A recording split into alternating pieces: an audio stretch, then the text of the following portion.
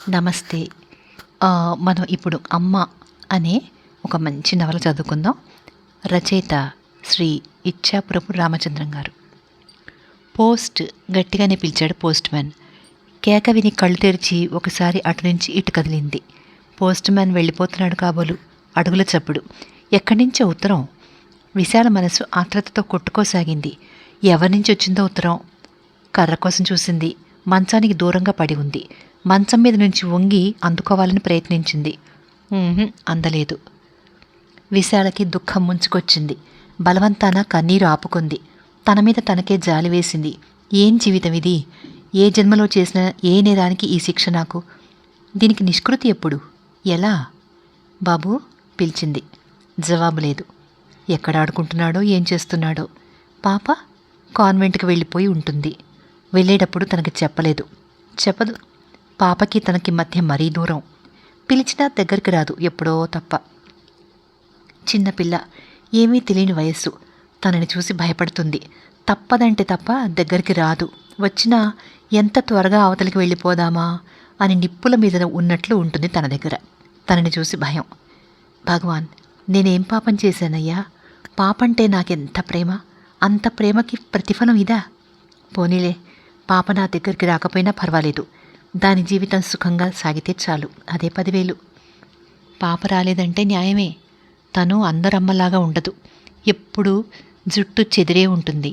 బట్టలు నలిగే ఉంటాయి. ముఖం మలినంగా ఉంటుంది. శరీరం మురికిగా ఉంటుంది. మరి పాప కడిగిన ముత్యంలా ఉంటుంది. నీట్గా బట్టలు వేసుకుంటుంది. చక్కగా రబ్బర్ బొమ్మల, పాలిష్ చేసిన దంతపు బొమ్మల, ముట్టుకుంటే మాసిపోతుందేమో అన్నంత ఇదిగా ఉంటుంది. 10 కాలాలకి పాప అలాగే ఉండాలి. ఎంత మాత్రమో తన మురికి ఆమెకు అంటకూడదు. పాపని ముద్దు పెట్టుకోకుండా ప్రేమనంతటినీ కనులలోనే కురిపిస్తాను. కొంచెం జ్ఞానం వస్తే, ఊహ తెలిస్తే పాప తప్పకుండా తన మీద జాలిపడుతుంది. అభమో శుభమో తెలిస్తే అమ్మా అని చేరవస్తుంది. సౌజన్య పేరుకు తగ్గ పాప. దురదృష్టవశాత్తు తన వంటి తల్లి దొరికింది. బాబుకి ఇంకా ఏమీ తెలీదు. చాలా అల్లరి చేస్తాడు. ముద్దుగా ఆటలకు రమ్మంటాడు తనతో. మారాం చేస్తాడు, గారాలు పోతాడు. తన తల్లి ఎంత అశక్తురాలో ఆ పసివాడికి తెలీదు. తను విధివంచిత. కన్న కొడుకుతో ఆటలాడడానికి నోచుకోలేదు. ఇది వాడికి ఎలాగ చెప్పడం? వాడికి అర్థమవుతుందా? అర్థం కాదు. వాడు పసివాడు.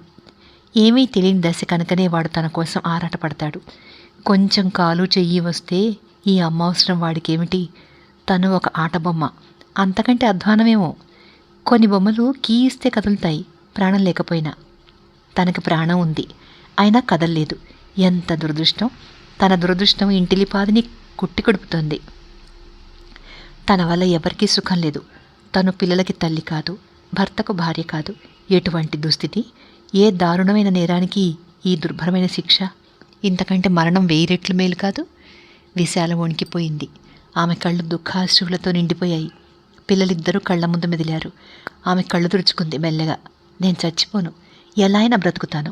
మీకోసం బతుకుతాను. మీకు రెక్కలొచ్చి మీ మానాన మీరు హాయిగా జీవించగలిగే రోజు వచ్చేంతవరకు ఎంత దుర్భరమైనా సహించి రోజులు గడుపుతాను. పాపని బాబుని దగ్గర ఉన్నట్లే భావించుకుంది. ఆమె ముఖం ప్రశాంతమైంది కొన్ని క్షణాలు. ఎందుకో గోడవైపు చూసింది. ఫోటోలో తను వేణు. ఆ ఫోటో మాసిపోయింది. ఫ్రేము బూజు పట్టింది. విశాల హృదయం దీనంగా రోధించింది. ఇక ఆ ఫోటో కళకళలాడదు. ఫ్రేము చివికి శిథిలం కావలసిందే.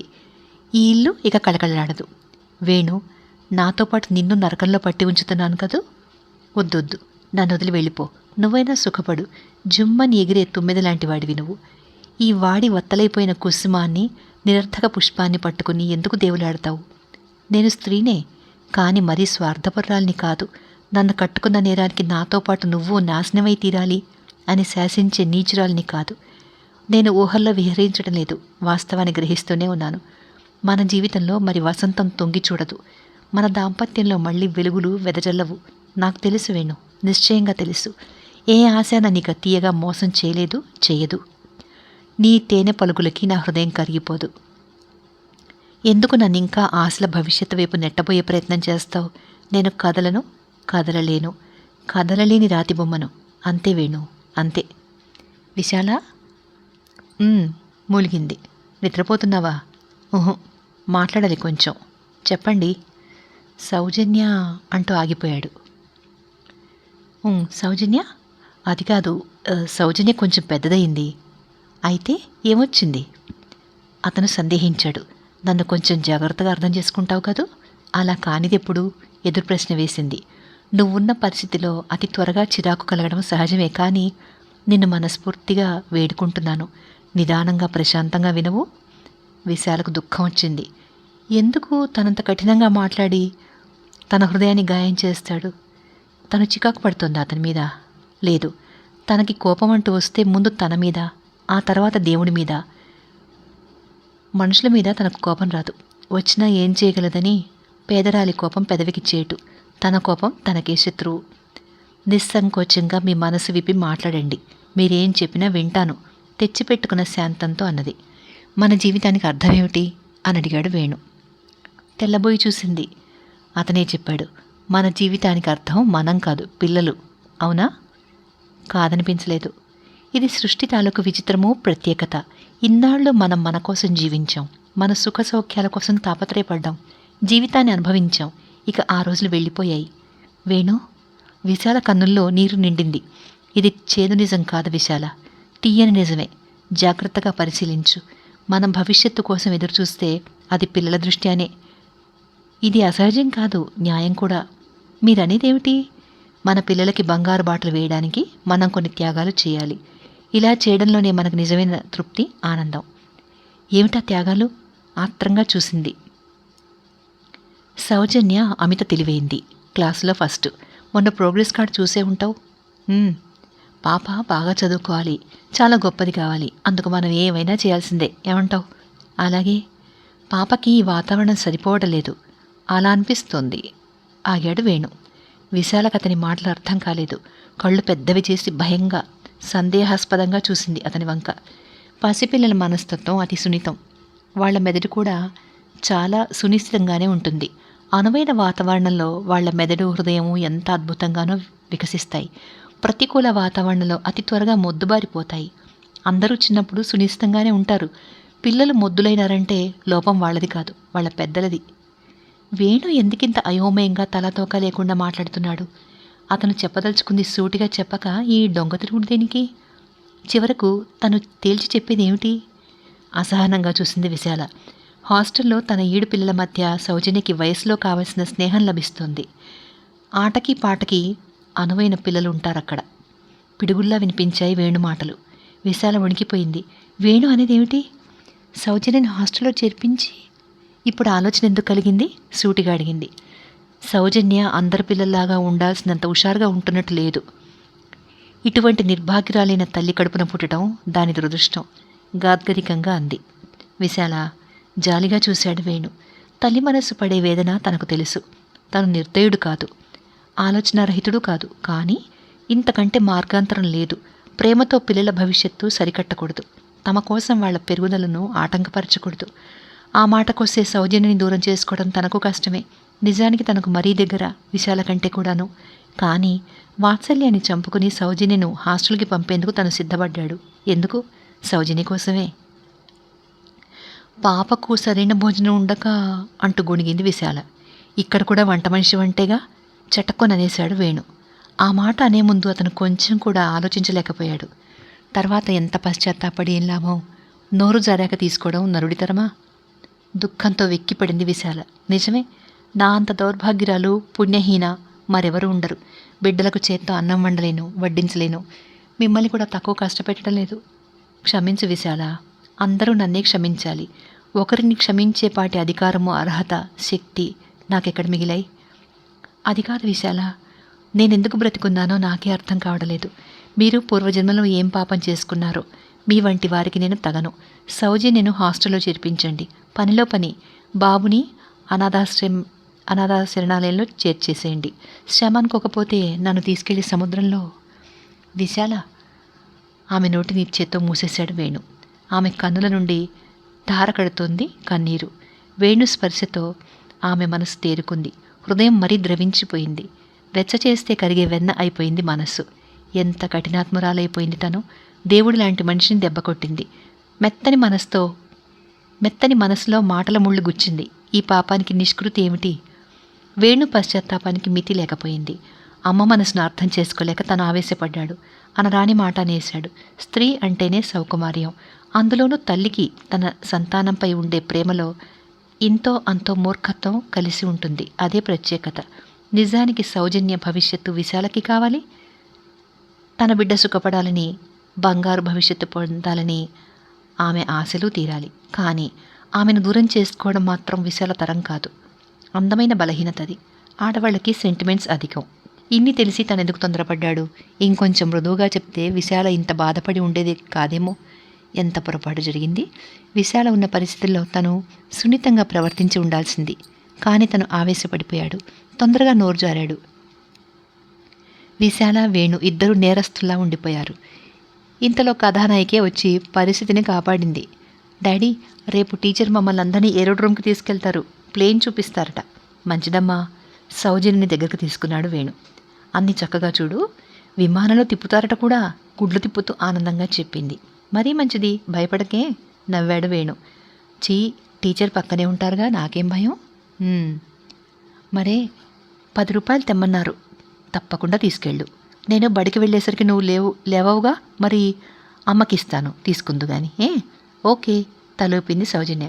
ఇంతలో బాబు పరిగెత్తుకొచ్చాడు. నాన్న కమాన్ ఎత్తుకుని ఒక్కసారి గాల్లోకి ఎగరేసి పట్టుకున్నాడు. బాబు కిలకిల నవ్వాడు. వాడి పేరు సారథి. చూడండి, నీరసంగా పిలిచింది విశాల. సాధారణంగా విశాల వేణుని ఏకవచన ప్రయోగమే చేస్తుంది. ఆమె అతన్ని బహువచనంలో పిలిచింది అంటే విషయం కొంచెం తీవ్రమైందన్నమాట. వేణు సిద్ధపడ్డాడు. పిల్లలకి నా దగ్గర కంటే మీ దగ్గరే చనువు ఎక్కువ. పిల్లలు మిమ్మల్ని, మీరు పిల్లల్ని వదిలి ఉండలేరు అన్నది. నిజమే విశాల, జాలిగా నిట్టూర్చాడు వేణు. ఒక ఉప్పెన అలా తప్పింది. మునిగిపోవలసిన సంసార నౌక అదృష్టవశాత్తు ఆ ప్రమాదం నుంచి బయటపడింది. భగవంతుడు చల్లగా చూశాడు. విశాల దీనంగా చూస్తోంది. ఉత్తరం ఊరిస్తోంది. కర్రెక్కడుందో. నీరసంగా ఉంది. ఎవరిదైనా చేయూత ఉంటే తప్ప లేవలేదేమో. ఎందుకింత దిగజారింది తన ఆరోగ్యం? ఎక్కడ ఏమీ లోపం చేయడే వేణు. హార్లిక్స్, బత్తాయి పళ్ళ రసం, గుడ్డు, చక్కని భోజనం, 24 గంటలు విశ్రాంతి. అయినా తన ఒంట్లో రక్తం చేరటలేదు. ఎలా చేరుతుంది? ఎప్పుడు దుఃఖమే, అనుక్షణము విచారమే, ఆలోచనలే. అవే తినేస్తున్నాయి తన అంతబలాన్ని. ఎంతో ఖర్చు పెడుతున్నాడు వేణు. అంతా నిష్ఫలం. బూడిదలో పోసిన పన్నీరు. విశాల, డాక్టర్ ఏమంటున్నాడో విన్నావా? లేదు. మందులు, బలవర్ధకమైన ఆహారము నీలో ఏమాత్రమూ మార్పు తీసుకురాకలేకపోతున్నాయి. అంటే నువ్వు మానసికంగా సహకరించట్లేదు అని అంటున్నారు. అదేం మాట? డాక్టర్ మాటలు నిజమేనేమో అనిపిస్తుంది నాకు కూడా. విశాల అతని మొహంలోకి చూసింది. నీ కళ్ళు చూస్తేనే చాలు, నీ హృదయంలో ఎంత విచారం గూడు కట్టుకుని ఉందో అతి స్పష్టంగా తెలిసిపోతుంది విశాల. నీకెందుకింత విచారము? పేలవంగా నవ్వింది విశాల. నేను విచారించడం లేదు. ఆ మాట అబద్ధమని అతనికి తెలుసు, ఆమెకి తెలుసు. నిజమే, అమృత కలశంలో విషపు బొట్టు జీవితం అయిపోయింది తన బ్రతుకు. దేవుడు లాంటి భర్త, రత్నమాణిక్యాల్లాంటి పాపా బాబు, ఇంతో అంతో కలిమి, లోపం ఎరగని సంసారం అన్నీ ఉన్నాయి. ఐదోతనం తప్ప. తను సుఖపడలేదు. మిగిలిన వారిని సుఖపడనీయకుండా ఆటంకం అవుతోంది. ఇదే తనను పట్టి పీడిస్తోంది. తాను చనిపోతే కొన్ని రోజులు విషాదం, తర్వాత మళ్ళీ ఇల్లు కళకళలాడుతుందేమో. సవిత్తలిని కథల్లోనూ సినిమాల్లోనూ మరీ దారుణంగా చిత్రీకరిస్తారు. కానీ నిజ జీవితంలో ఏ స్త్రీ కూడా పసివారి పట్ల కఠినంగా ఉండలేదు. తల్లైతే మాత్రం పిల్లల్ని కొట్టదా తిట్టదా. అదే మరో స్త్రీ సవితి తల్లి చేసేసరికి అమానుషంగానూ అతి విడ్డూరంగానూ కనిపిస్తుంది. అంతే తప్ప ఆడమనసు చిన్నపిల్లల పట్ల నిర్దయగా ఉండలేదు. పెట్టే చేతికి కొట్టే అధికారం ఉంటుంది. ప్రేమించే హృదయం దండించనూ గలదు. తల్లిగా తానేం చేయగలుగుతోంది? కొట్టనూ లేదు, పెట్టనూ లేదు, ఏమీ చేయలేదు. ఒట్టి శిథిల శిల్పం. పిల్లలు గాలికి ధూళికి పెరగాల్సిందే. ఆయా ఉందంటే ఏమీ ప్రయోజనం లేదు. అంతా వెట్టి పని. ఒకవైపు వంట, మరొకవైపు ఇంటి పని. ఇవిగాక పిల్లల పోషణ. మనస్ఫూర్తిగా చెయ్యదు. డబ్బు కోసం పనిచేసే మనిషాయే. అంతకంటే ఎక్కువ ఆమె నుంచి ఆశించడం తనకి న్యాయం కాదు. వేణు అంటాడు, వంటకి వేరే మనిషిని పెట్టుకుందాం. అలా అయితే పిల్లల గురించి ఎక్కువ శ్రద్ధ తీసుకుంటుందేమో. తనకు తెలుసు, వంట పని, పిల్లల పోషణ బ్రహ్మ విద్యలు కావు. ఎటొచ్చి మనసు పెట్టి చేయాలి. అక్కడే ఉంటుంది తేడా. అమ్మ వండిన వంట పిల్లలకు నచ్చుతుంది, వంట పడుతుంది. మగవాడి విషయము అంతే. భార్య చేతి వంట బలమిస్తుంది, రుచిగానూ ఉంటుంది. భగవాన్, నేను వేణుకు భార్యని కాదు, పిల్లలకు తల్లిని కాదు. ఏమిటి శిక్ష? వేణు శక్తి ఉత్సాహాలకు నిలయం, సరదాల పుట్ట, ఎత్తున ఎగిరే గాలిపటం. ఇవన్నీ చూసే కదూ అతనంటే ముచ్చటపడింది. విశాల గతంలోకి పరిగెత్తింది. కమ్మని కన్య వయసు, బాధ్యతలుండని బంగారు రోజులు, భవిష్యత్తు గురించి బంగారు కలలు కంటూ ఊహా మేఘమాలికలలో ఉత్సాహంగా ఊరేగే తిరిగిరాని తీయని రోజులు అవి. సీతాకొక చిలుకల రంగురంగుల రూపంతో నిష్పూచిగా నవ్వుతూ త్రుళ్ళుతూ ఎగిరే అందమైన రోజులవి. అవును, అది కన్య వయసు, హుషారైన వయసు. కాలేజీలో చదువుతోంది విశాల. క్లాస్ ఎగ్గొట్టి మ్యాట్ని చూడడం అంటే మహాసరదా. అలాగే బయలుదేరింది ఆనాడు ఫ్రెండ్స్తో. ఫ్రెండ్స్ అంటే ముగ్గురు: విశాల, సునీత, మాధవి. ముగ్గురిలోనూ అందంలో విశాల ఫస్ట్, చదువులో మాధవి, పాటలో సునీత. ముగ్గురు థియేటర్ దగ్గరికి వచ్చారు. టికెట్లు తీసుకున్నారు. మ్యాట్ని ప్రారంభించడానికి ఇంకా కొంచెం వేళ ఉంది. టికెట్స్ తీసుకున్నాం అన్న ధీమాతో స్టిల్స్ చూస్తున్నారు. మాధవి, మధు. వెనక్కి తిరిగి చూసింది మాధవి. ఆమె కళ్ళు మెరిశాయి. అతను మోహన్. బావా అంది. లక్కీ, అనుకోకుండా కలిసాం. అయితే క్లాస్లు ఎగ్గొట్టి సినిమాలు చూస్తున్నారన్నమాట. నెంబర్ పేపర్లో పడే యోగం. మాధవి నవ్వింది. విశాల కల్పించుకుంది. మాధవి సంగతి మీకు బాగా తెలీదు. చదవకపోయినా క్లాస్ ఫస్టే. అదిగాక మాధవికి ప్రిమాన్షన్ ఉందేమో, మీరు వస్తారని తను వచ్చింది. ఓహో, మీ ఫ్రెండ్ని బాగా వెనకేసుకొస్తున్నారు. మాధవి చాలా లక్కీ మీలాంటి స్నేహితులు దొరికినందుకు. బైది బై, మీ పేరేమిటి? విశాలను సునీతను మాధవి పరిచయం చేసింది. కొంచెం మాటలు కాఫీలు అయినాక మోహన్ అన్నాడు, మీరేమీ అనుకోకపోతే మాధవి మీతో రావాలంటారు, అంతేగా? విశాల నవ్వింది. Good luck, carry on. Madhavi క్షమాపణలు గట్రా చెప్పేసి సెలవు తీసుకుంది. మోహన్ ఆమె వేరే ప్రోగ్రాం వేసుకున్నారు. ఈ టికెట్ ఏమి చేయడం అని అడిగింది విశాల. చెట్టక్కున వెనక నుంచి ఒక యువకుడు వచ్చాడు. చూడండి మేడం. చూశాను. మీ దగ్గర ఎక్సెస్ ఉన్న టికెట్ నాకు ఇస్తే చాలా కృతజ్ఞుణ్ణి. ఇవ్వకపోతే అన్నది. తిట్టుకోను, నా దురదృష్టానికి చింతిస్తూ వెళ్ళిపోతాను. సినిమా చూడనంత మాత్రాన దురదృష్టము చింత కూడానా? దీనిలో నా ఫేవరెట్ హీరోయిన్ హేమ ఉంది. అయ్యో, పెదవి విరిచింది విశాల. ఒకసారి అతని మొహంలోకి చూసింది. హుషారుగానే ఉన్నాడు, అందంగా ఉన్నాడు. చిలిపి అల్లరి చేయాలనిపించింది. టికెట్ ఇస్తాం, కానీ మీరు ఖరీదు చెల్లించకూడదు. సరే. గంట కొట్టగానే బాల్కనీ చేరారు. ముందు వేణు, తర్వాత విశాల, తర్వాత సునీత. హిందీ సినిమా యథావిధిగా పాటల హోరుతోనూ, డ్యాన్స్ల పరంపరతోనూ, డ్రీమ్ సీక్వెన్స్ల తోరణాలతోనూ, అరుపులతోనూ, ఫైటింగ్లతోనూ, కథ అనేది అట్టే లేకుండా కాగితపు పూల వంటి పాత్రలతో మొత్తానికి అయిందనిపించింది. హేమ నవ్వకుండా ఉంటే బాగుండును అన్నాడు వేణు. ఏ అడిగింది విశాల. మర్లిన్ మన్రో చనిపోయాక నవ్వినా అందంగా ఉండే తారలు లేకపోయారు. రాజేష్ పొత్తిగా తెగ ఊది పగిలిపోవడానికి రెడీగా ఉన్న బెలూన్లాగా కనిపించట్లేదు అన్నాడు వేణు. ఇక నుంచి హేమమాలిని అంటే పడి చావడం మానేస్తాను. ఇంట్లో క్యాలెండర్లని చించి తగలేస్తాను. మరెవరంటే పడి చేస్తారు అడిగింది విశాల. మీరంటే? ఆశ్చర్యపోయింది విశాల. అవును మేడం, అందమైన నిజం కనులకు ఎదురుగా ఉండగా నీడలను ఆరాధించడం మూర్ఖత్వం కాదు. మిమ్మల్ని చూశాక నాకు జ్ఞానోదయమైంది. సునీత నవ్వింది. మరి మా విశాల హేమమాలిని అంత అందంగా ఉంటుందో ఉండదో అంది వేణును ఉద్దేశించి. ఎంతో మేకప్ చేస్తే తప్ప అందంగా కనిపించిన హేమకి ఏమీ అలంకరించుకోకపోయినా అందంగా ఉండే విశాలకి పోలిక తేవద్దండి. ఇన్నాళ్ళు నేను మూర్ఖుడిగా ఉండిపోయానని ఒప్పుకున్నాను కదా. వేణు బలవంతం మీద డ్రింక్స్ స్టాల్లోకి వెళ్ళి డ్రింక్స్ తీసుకున్నారు. విడిపోయే ముందు అడిగాడు వేణు, ఇవాళ పిక్చర్ మీరు నాకు చూపించారు, మరి మీకు నేను పిక్చర్ చూపించే అవకాశం కలిగించి త్వరలో నన్ను ధన్యుణ్ణి చేస్తారు అని నమ్ముతున్నాను. ఇదిగో నా అడ్రస్. అతని గడుస్తనానికి మెచ్చుకుంది విశాల. అలాగే అంది. వేణు చాలా సరదా మనిషి. సునీత కూడా అలాగే అంది, గుడ్ బాయ్ అని. తర్వాత వారం తిరగకుండానే వేణుకు ఫోన్ చేసింది. థ్యాంక్ యూ, క్యాంపస్లో వెయిట్ చేయండి, వచ్చేస్తున్నాను.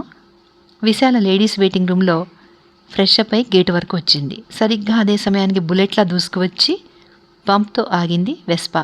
దయచేసి కూర్చోండి. ఆమె కూర్చుంది. స్కూటర్ వేగంగా పరిగెడుతోంది.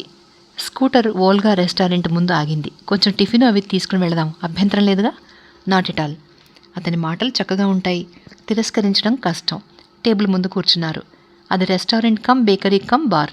మధ్యాహ్నం కావడాన బార్ సెక్షన్ మూసి ఉంది. బ్రెడ్ టోస్టు, నెస్కెఫే చెప్పారు. సినిమా కంటే మంచి ప్రోగ్రాం వేశాను. మీరు ఓకే చేస్తే ప్రోగ్రాం చెప్పండి. ఎగ్జిబిషన్ ఉంది తెలుసుగా? ఎక్సలెంట్. సినిమా ఎప్పుడైనా చూడొచ్చు. ఎగ్జిబిషన్కి వెళదాం. Thank you. బిల్లు చెల్లించబోయింది విశాల. ప్లీజ్, మీకు న్యాయం కాదు, ఉద్యోగస్తుడిని నేను, మీరేమో విద్యార్థి. అందుచేత నాకు పాకెట్ మనీ ఇస్తారు మా నాన్న. పాకెట్ మనీ కాదు, వ్యాలెట్ మనీ అన్నాడు వేణు. అతను చాలా బాగా నవ్వుతాడు. ఉందాయన మనిషి, మాటకారితనానికి కొదవలేదు. ఆడపిల్లలు ఇనప ముక్కలై అయస్కాంతానికి ఆకర్షితులవుతారు. విశాల కూడా వేణు పట్ల ఆకర్షితురాలైంది. బిల్లు చెల్లించి బయటకొచ్చారు. స్టాల్స్ అన్నీ తెరవాలంటే 4 అవుతుంది. ఈలోగా ఏమైనా చేద్దాం. ఏం చేద్దాం అడిగింది విశాల. సింహాచలం వెళ్ళొద్దామా? అంత దూరమా? చేతిలో స్కూటర్ ఉంది, దూరం ఏమిటి? స్టార్ట్ చేశాడు. అద్భుతమైన వేగంతో పరిగెడుతోంది స్కూటరు. విశాలకి ఈ అనుభవం తమాషాగా ఉంది. భయం వేయట్లేదు, ఏదో ధైర్యం వేణుని చూస్తుంటే. తనకేమీ అపాయం ఉండదు. మీ చేతిలో స్కూటర్ కూడా జెట్ ప్లేన్ లాగా దూసుకుపోతుందే అన్నది. థ్యాంక్ యూ, దీనికి నాకు చాలా ఎక్కువ అనుబంధం. అందుకే సమయాలు యుక్తాయుక్తాలు ఎరిగి మసలుకుంటుంటుంది. స్పీడ్ తగ్గించేదా అన్నాడు. వద్దు, ఇలాగే బాగుంది అంది. స్కూటర్ కొండ మీదకు వేసిన రోడ్డు ఎక్కుతోంది. టాప్ గేర్లో వెళుతుందేమో గీ పెడుతోంది. ఒకరి మాటలు ఒకరికి వినిపించడం లేదు.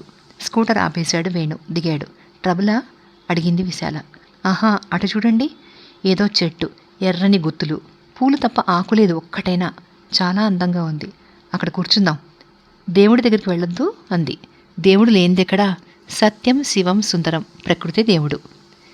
చిరునవ్వుతో చెప్పాడు వేణు. విశాల మరేమనలేదు. అతని వెనకాల నడిచింది. చెట్టు కింద కూర్చున్నారు ఇద్దరు. మీరు చాలా అందమైనవారు. మీకంటేనా? అయినా ఆ మాట చెప్పడానికి అయితే ఇంత దూరం శ్రమపడి రావడం దేనికి అంది విశాల. ఇంకా చెప్పాలనే ఉంది, కానీ మీరేమైనా అనుకుంటారేమో అని సంశయిస్తున్నాను. మీరు కోపం తెచ్చుకోనని భరోసా ఇస్తే ఇచ్చాను, చెప్పండి. ఐ లవ్ యూ అన్నాడు వేణు ఒక్కసారి. విశాల మొహంలో మార్పు వచ్చింది. మందహాసం మాయమైంది. గంభీరంగా అయిపోయింది. సారీ, తొందరపడ్డాను. కాదు. మరి? ఈ ప్రేమల్లో నాకు నమ్మకం లేదు. ఎందుకని? నాకు వివాహానంతరం భార్యాభర్తల నడుమ ఉండే ప్రేమలో నమ్మకం. అయితే మనం వివాహం చేసుకుందాం హఠాత్తుగా అనేశాడు వేణు. అంత సులభమా? ఎందుకు కాదు? మీకేమైనా అభ్యంతరమా? కులం, గోత్రం, ఆర్థిక పరిస్థితులు, వివాహం అనగానే ఎన్ని ఆలోచించాలి? పెళ్ళిళ్ళు సులభంగా జరిగిపోతే మన దేశం ఇలా ఎందుకుంటుంది? నాకు కట్నం అక్కర్లేదు, పైగా అమ్ముడు పోవడం అంటే అసహ్యం అన్నాడు వేణు. Thank you. నెలకి 1000 రూపాయల జీతంతో నేను నా భార్యని సుఖపెట్టగలను అనే నమ్మకం ఉంది. పోతే కులం అని తన కులం చెప్పాడు వేణు. విశాల కళ్ళు మెరిశాయి. ఎంత చక్కని మనిషి మీరు అంది. మీకంటే కాదులేండి నవ్వాడు వేణు. నాన్నగారికి సూచిస్తాను, కాదనరు అని నా విశ్వాసం. అలాగే, మీరే మంచి సమయం చూసి నన్ను వారికి పరిచయం చేద్దురు గాని. తర్వాత అని ఆగిపోయాడు వేణు. వెండి తెరపై నవ్వుతూ అన్నది విశాల. ఆహా, బంగారు జలతారు తెరపై అని సవరణ చేశాడు వేణు. తన అదృష్టానికి మురిసిపోతోంది విశాల. వేణు ఎప్పుడు లేచి వెళ్ళాడో ఆమెకు తెలీదు. ఆమెకు తెలిసేసరికి తన చెయ్యి అతని చేతిలో ఉంది. కెమెరా క్లిక్ మంది. భయపడకండి, ఈ రీలంతా తీసి మీకే ఇస్తాను. ప్రింట్స్ తీయించి పెళ్లినాడే నాకు ప్రజెంట్ చేద్దురు కానీ. నేను ప్రమాదకరమైన మనిషిని కాదు విశాల, దుర్మార్గుణ్ణి కాదు, నన్ను నమ్మండి. కాకపోతే కొంచెం హుషారు ఎక్కువ. మీలాంటి అందమైన అమ్మాయి సమక్షంలో ఎవరైనా అల్లరి చేయకుండా ఉండలేరు కదా. మీ తప్పుకి బాధ్యత నా మీదకే నెట్టి తప్పించుకుంటున్నారా గడుసువారే. క్షమించండి. శిక్షించి తీరుతాను. రెడీ? కెమెరా క్లిక్ మంది. ఎగ్జిబిషన్ టైం అవుతుంది, వెళదామా? పదండి. రీల్ మీరే డెవలప్ చేయించి ప్రింట్స్ చూపించండి. స్కూటర్ కొండ దిగుతోంది. చక్కని గాలి, సంపెంగం, పరిమళం. వేణు, మీరు నన్ను వివాహం చేసుకుంటే ఎందరు అమ్మాయిలకు నిరాశ మిగులుతుందో. అలా ఏమీ కాదండి. మీరు నా గురించి ఏమనుకుంటున్నారో. ఇంతవరకు నాకు నిజంగా గర్ల్ ఫ్రెండ్స్ లేరు. నమ్మలేకపోయింది విశాల. విశాలకు తన పరిస్థితి జ్ఞాపకం వచ్చింది. ఎన్నోసార్లు ఎందరో తనకు ప్రేమలేఖలు రాశారు. అయితే అవేవి తనను ప్రభావితం చేయలేదు. ఎందరో ప్రేమిస్తున్నామన్నా చెలించని తాను వేణుని చూడగానే 2 మాటలు మాట్లాడగానే ప్రేమలో పడిపోయింది. చిత్రంగా లేదు? విశాల పొంగిపోయింది. తర్వాత చాలా రోజులు ఇద్దరూ స్నేహంగా తిరిగారు. వేణుది విశిష్టమైన వ్యక్తిత్వం. తనెంత చనువిచ్చినా అతనేనాడు హద్దు మీరలేదు. చేతిలోకి చేయి తీసుకోవడం అంతే. పరీక్షలైపోయాయి. వేణుతో స్నేహం అలా గాఢమైపోయింది. షికార్లు, సినిమాలు, స్వీట్ నథింగ్స్. వేణుని విడిచి ఉండలేని స్థితికి వచ్చేసింది. అమ్మా నాన్న కాదు, భగవంతుడు కాదన్నా వేణు లేకుండా జీవించడం తనకు అసాధ్యం అని తెలిసిపోయింది. అతను అలాంటి మనిషి. ఓ సాయంత్రం నాన్నతో మాట్లాడింది. జాగ్రత్తగా వేణు గురించి చెప్పింది. ఆల్ రైట్, రేపు అతన్ని ఒకసారి కలుసుకోమని చెప్పమ్మా. కొంచెం మాట్లాడి మనిషి ఎటువంటి వాడో తెలుసుకుంటాను. మర్నాడు వేణుకు చెప్పి ఇంటికి రమ్మంది. వేణు లాంటి మనిషి నచ్చకపోవడమా? అసంభవం. నాకు కట్నం అంటే ఇష్టం. పెళ్ళి కూడా సింపుల్గా అట్టే ఆర్భాటం లేకుండా చేస్తే సంతోషిస్తాను. నాన్నకి అమృతంలో స్నానం చేసినట్లే అనిపించింది వేణు మాటలు వింటుంటే. వేణుని కౌగిలించుకుని ఆనంద బాష్పాలు కురిపించాడు. విశాలను చదివించి ఉద్యోగంలో చేర్పించాలనుకున్నాను, పెళ్లి చేసే శక్తి లేక. దేవుడిలాగా లభించావు నువ్వు. విశాల అదృష్టవంతురాలు. 10 రోజుల్లో పెళ్ళైపోయింది. మధుర స్వప్నంలాగా ఆనందమయమైన రోజులు ఇట్టే గడిచిపోయాయి. సౌజన్య పుట్టింది. పాపంటే ఎంత ప్రేమ వేణుకి. ఓసారి నవ్వుతోంది. పిల్లలు పుట్టాక స్త్రీ భర్తకు కొంచెం దూరం అవుతుంది, అది సహజం. కానీ సౌజన్య పుట్టాక మీరే దూరమయ్యారు, విచిత్రంగా లేదు? సౌజన్యతో నీకు పోటీయా? అయితే సౌజన్య గెలుస్తుంది, నవ్వాడు వేణు. తను ఉడుక్కుంటున్నట్లు మొహం పెట్టింది. చూడు విశాల, జీవితానికి అర్థాలు మారుతుంటాయి. ఇన్నాళ్ళు నాకు నువ్వు, నీకు నేను. మన మధ్య ఎప్పుడైతే పిల్లలు వచ్చారో ఇక మనం ఇద్దరం పిల్లల కోసమే, గంభీరంగా అన్నాడు. తను గర్వపడింది. తృప్తిగా నిట్టూర్చింది. ఈ మనిషికి బాధ్యత కూడా చక్కగా తెలుసు. భార్యకి చక్కని భర్త మాత్రమే కాదు, పిల్లలకు మంచి తండ్రి కూడా. సౌజన్య అంటే వేణుకు ఎక్కడ లేని ముద్దు. 3 సంవత్సరాలు తిరిగేసరికి బాబు కడుపున పడ్డాడు. బాబు పుట్టాక పురిటిలో ఆరోగ్యం చెడింది తనకు. క్రమంగా పక్షవాతానికి దారితీసింది. అంతే. తీయని గానం లాంటి జీవితం కాస్త ఆగిపోయింది. అడుగడుగునా అపశృతులే. విధి వెక్కిరిస్తుంటే కూడా వేణు లెక్క చేయలేదు. తనను ఆదరించేవాడు, ఉత్సాహపరిచేవాడు, మాటలతో మురిపించేవాడు, ఆశలు రేపేవాడు. అవతలి గట్టున అదృష్టం ఎదురుచూస్తుందని, అందుకు ప్రయత్నించాలని బోధించేవాడు. ఆరోగ్యం చక్కబడుతుందని అవి ఇవి చెప్పేవాడు. వేణు ఎంత సహనమూర్తి! తన ఆరోగ్యాన్ని బాగు చేసేందుకు అతను చెయ్యని ప్రయత్నం లేదు. చూడని డాక్టర్ లేడు. వేలకు వేలు ఖర్చు చేశాడు. కాబట్టి కర్ర సాయంతో అయినా కొంచెం అడుగులు వేయగలిగే శక్తి వచ్చింది. వేణు తనకెంత చేశాడు? ఆ పురుషోత్తముడికి తాను అందిస్తున్న ప్రతిఫలం ఏమిటి? అసౌఖ్యం, అశాంతి, ఆవేదన. ఇంటికి వచ్చేసరికి ఏదో సమస్య, చిరాకు. బయటి పనులతో అలసి సొలసి ఇంటికి వచ్చేసరికి చిరునవ్వుతో ఎదురు రాకపోతే మానే. జబ్బు మంచం ఎదురైతే ఆ మనిషి పడే మానసిక క్షోభ ఎలా ఉంటుంది? 1 రోజు కాదు, 2 రోజులకు కాదు, నెలల తరబడి, సంవత్సరాల తరబడి ఇంతే. ఇక ఎంతటి సహనమూర్తి అయితే మాత్రం ఏం సహించగలడు? సౌఖ్యం సంగతి దేవుడిరుగు. సమస్యలను, అశాంతిని అందిస్తోంది తాను. ఎన్నాళ్ళు భరించగలడు వేణు? బయటపడకపోయినా లోపల ఎంత చిరాకు పడుతున్నాడో. ఏ అందాన్ని చూసి ఇష్టపడి పెళ్లి చేసుకున్నాడో ఆ అందం అతనికిప్పుడు నిరర్థకం. ఎంత నరకం! పాపం వేణు. జాలిగా నిట్టూర్చింది విశాల. తనను చేసుకుని నరకం అనుభవిస్తున్నాడు కదా వేణు. పూర్తిగా నరకం కాదేమో. ఈ మధ్య అప్పుడప్పుడు రాత్రులు ఆలస్యంగా వస్తున్నాడు. ఓ రోజు అడిగింది, ఆఫీస్లో ఇంత ఆలస్యమైందేమిటి? ఆఫీస్లో కాదు మరి, ఫ్రెండ్స్ కలిశారు, సరదాగా కార్డ్స్ వేద్దామన్నారు. పోన్లేండి. వచ్చిందా పోయిందా? పోయింది. ఎంత? 25 రూపాయల పైచిలుకు. భోజనం చేయండి త్వరగా, వేళ దాటిపోయింది. ఒక ఫ్రెండ్ డిన్నర్ ఇచ్చాడు. నువ్వు అన్నం తిన్నావా? నిజం చెప్పు విశాల, నువ్వు అన్నం తినట్లేదు. ఆమె మౌనంగా ఉంది. వేణు లోపలికి వెళ్ళి తొందరగా ప్లేట్లో అన్నం కూరలు వేసి తెచ్చాడు. విశాలకి బ్రతిమలాడి తినిపించాడు. అతని ప్రవర్తన ఆమెకు అనుమానం కలిగించింది. ఇదంతా నిజమేనా? నటన కాదు కదా? అతనికి తనంటే ఇంకా ప్రేమ మిగిలి ఉందా? ఏమీ ప్రతిఫలం లభించదు తన నుంచి. పైగా తనొక తీరని సమస్య. నిజంగా అతను మనస్ఫూర్తిగానే తినిపించాడా, లేక గిల్టీ కాన్షియస్తో నటించాడా? వేణు అతని చేతులు పట్టుకుంది. డాక్టర్ ఏం చెప్పాడు? నీకు పూర్తిగా విశ్రాంతి అవసరమని చెప్పలేదు? పడుకో, చాలా వేళైపోయింది. చిన్న లైట్ వేసి తనకు బ్లాంకెట్ సరిగ్గా కప్పి ఆ గదిలోంచి వెళ్ళిపోయాడు. ఆమెకి ఏడుపే వచ్చింది. తను ఎందుకు కొరగాదు, నిజమే. కానీ తనకింకా ప్రాణం ఉంది, హృదయం ఉంది, మెదడు ఉంది. కదలలేకపోయినా శరీరము ఉంది. మనస్సుకు చలని మాట కావాలి, గుండెకి ధీమా కావాలి, హృదయానికి తృప్తి కావాలి. తను మనిషే. అతను పిల్లలు కూడా ఈ గదిలో పడుకుంటే కొంప మునుగుతుందా? ఊహు. తనకు ధైర్యంగా నిద్రపడుతుంది, మనసుకి తృప్తిగా ఉంటుంది. అతను అలా చేయడు. ఆ గదిలోనే పడుకుంటాడు. పిల్లలు, అతను ఆ గదిలో, తను ఒంటరిగా ఈ గదిలో, వెలివేయబడినట్లు, విసిరివేయబడ్డట్టు. ఏమిటి శిక్ష తనకి? కేవలం ధర్మం నిర్వర్తిస్తున్నాడు వేణు. అతనిదంతా నటన. తను అతని గురించి ఆలోచించడం వ్యర్థం. అతనికి తనేమీ కాదు, మెడకి చుట్టుకున్న గుదిబండ. పైకి తేలకపోయినా ఈ పీడ ఎప్పుడు వదులుతుందా అని అతను చూస్తున్నాడేమో. ఒకరోజు ఆఫీస్ వర్క్, మరొక రోజు డిన్నరు, మరొక రోజు క్లబ్బు, ఇంకోసారి పేకాట, స్కూటర్ ట్రబుల్. తరచుగా రాత్రులు ఆలస్యంగానే వస్తున్నాడు. ఏం చేస్తాడు మరి? ఇంట్లో దొరకని ఆనందం బయట వెతుక్కుంటున్నాడేమో. కన్నీరొలికింది. వేణు మీద కోపం వచ్చింది. ఒకవేళ వేణు ఇలా అయి తను ఆరోగ్యంగా ఉండి అతని కాదని తను వేరొకరితో తిరిగితే సహించగలిగేవాడా? వద్దు, అలాంటి పాపపు ఆలోచనలు వద్దు. వేణు ఎప్పుడు హాయిగా ఉండాలి. ఈ సంసార నౌకకి అతనే సారథి. అతనేం చేసినా తప్పులేదు. పరిస్థితులు అలాంటివి. అతనేం చేయగలడు? చాలామంది మగవాళ్ళ కంటే వేణు నయం. ఎప్పుడూ తను అతని గురించి వక్రంగా ఆలోచించకూడదు. అతని కొంచెమైనా సుఖపెట్టడం లేదు. కనీసం తను అతని ఆనందానికి అడ్డుపడకుండా ఉంటే తనకు న్యాయం. గడియారం 3 గంటలు కొట్టింది. టంగ్ టంగ్ అంటూ విశాల ఆలోచనలు ముగిసిపోయాయి. ఆ కవర్ ఇంకా అలాగే పడి ఉంది. గాలి వీస్తోంది, కానీ కవర్ కొంచెమైనా ముందుకు జరగడం లేదు. ఏం వార్తలున్నాయో దానిలో, ఎవరు రాశారో. కర్ర చేతికి అందితే బాగుండు. ఓపిక చేసుకుని కవర్ అందుకునేది. బాబు నీరసంగా పిలిచింది. బాబు ఆడుకుంటున్నాడమ్మా, తెచ్చేదా అంటూ వచ్చింది ఆయా. అవసరం లేదు, కర్రలు అందించు, ఒకసారి లేవాలనుంది. మీరెందుకమ్మా శ్రమపడి లేవడం? ఏం కావాలి చెప్పండి? బెడ్ పానా, బేసినా? అనవసర ప్రసంగం చేయకు, నేనొకసారి లేవాలి కసిరింది విశాల. ఆయా ఆమెను లేపి కూర్చోబెట్టింది. కర్రలు అందించి మంచం దింపింది. ఆ కవరిటితే ఆయా కవరిచ్చింది.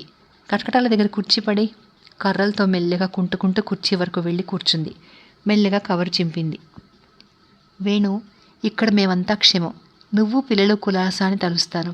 విశాల పరిస్థితి ఏమైనా మెరుగైందా? లేచి తిరగలుగుతోందా? నీ దురదృష్టానికి చింతించని క్షణం లేదు. మా పరిస్థితులు నీకు తెలియనివి కాదు. శారద ఎదిగింది, పెళ్ళిడికొచ్చింది. చదువైనా ఆట్టే అబ్బలేదు. పెళ్లి తప్ప గత్యంతరం లేదు. శారదకి పెళ్లి చేసేస్తే మా గుండెల మీద బరువు కొంచెం తొలగుతుంది. శారద గురించి నీకు చెప్పాల్సిందేముంది? మంచి పెళ్లి కొడుకుని చూడు. ఆర్థికంగా శక్తివంతుడిని కాదు, అట్టే కట్న కానుకలు ఇచ్చుకోగలవాడని కాదు కదా. మరి గంతకు తగ్గ బొంత దొరికితే శారద ఒకింటిదైతే నేను తెరిపిన పడతాను. నాకు చిన్న సాయం చేసి పెట్టు. శారదకి తగిన వరుణ్ణి చూసే ప్రయత్నం చేయి. శారద పెళ్లికి నువ్వే పెద్దవు. బాబుకి పాపకి నా ఆశీర్వచనాలు. త్వరలో సమాధానం రాయి. మర్చిపోయాను, మొన్న ఒకరొచ్చి శారదను చూశారు, ఏమీ మాట్లాడలేదు కనుక ఆ సంబంధం మీద అట్టే ఆశలు పెట్టుకోలేదు. జవాబు కోసం ఎదురు చూస్తుంటాను. ఉత్తరం మడిచి కవర్లో పెట్టింది విశాల. ఉత్తరం చదివేసరికి తండ్రిని చూసినట్టే అనిపించింది. శారద ఒక్కసారి తలపుల్లో మెదిలింది. శారద పెళ్ళిడికి వచ్చింది. అవును, ఇందులో ఆశ్చర్యం ఏమీ లేదు. తనకంటే 4 ఏళ్లు చిన్నది. తన పెళ్ళై 6-7 ఏళ్లు దాటుతోంది కనుక శారద పెళ్లికి సిద్ధంగా ఉండడం విచిత్రం కాదు. తను శారద రూపంలో చాలా పోలికలున్నాయి. కన్ను ముక్కు తీరొకటే. ఇటొచ్చి తను కొంచెం సన్నగా ఉంటుంది, శారద బొద్దుగా ఉంటుంది. వేణు శారదని ఆటలు పట్టించేవాడు, బందర్ లడ్డు అంటూ. శారద కూడా అతనికి ఏమాత్రం తీసిపోయేది కాదు, ఆటలు పట్టించేది. ఇద్దరూ కూడారో ఇల్లు పీగి పందిరేసేవారు. అల్లరిలో ఎవరికి ఎవరూ తీసిపోరు. తనలో చిలిపితనం తక్కువ, ఎందుకనో కొంచెం నెమ్మది స్వభావం. మొదట్లో వేణు వెక్కిరించేవాడు. విశాల, నువ్వెందుకు ఇలా ఉంటావు? మీ చెల్లిలాగా తుళ్ళి పడమే.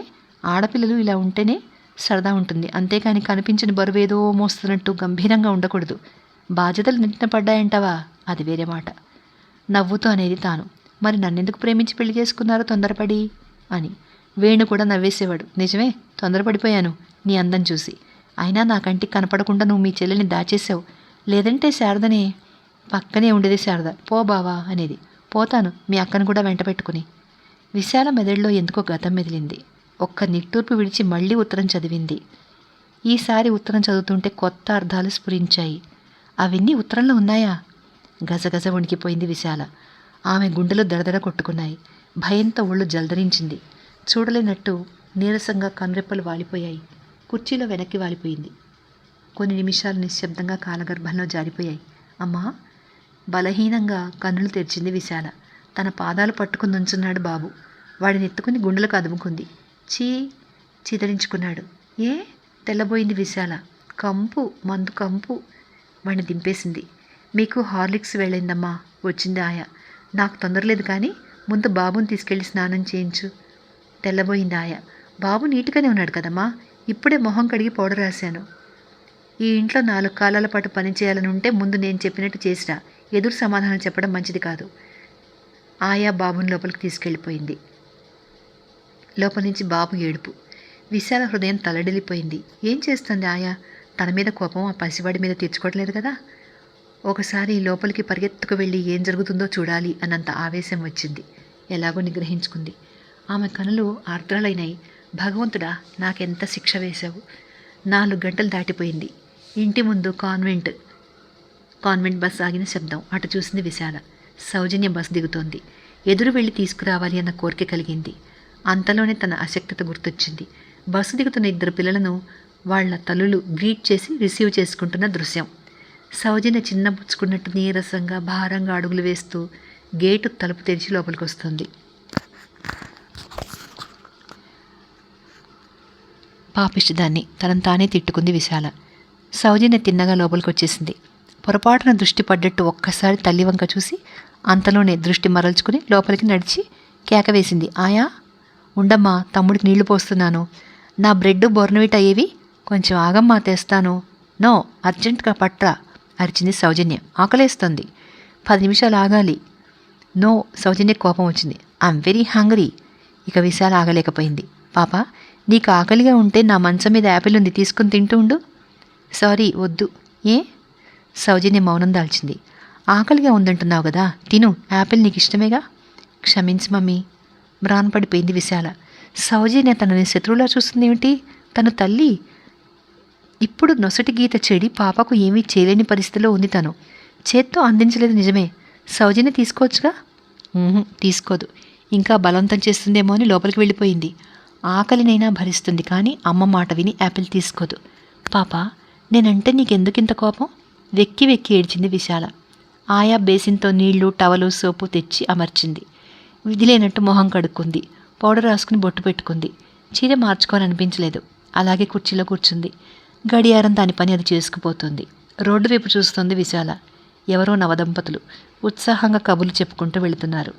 అతనికి ఆమెకి వయోభేదం ఎక్కువగా ఉన్నట్టుంది. అయినా వాళ్ళ ఆనందానికి లోటు లేదు. అవును,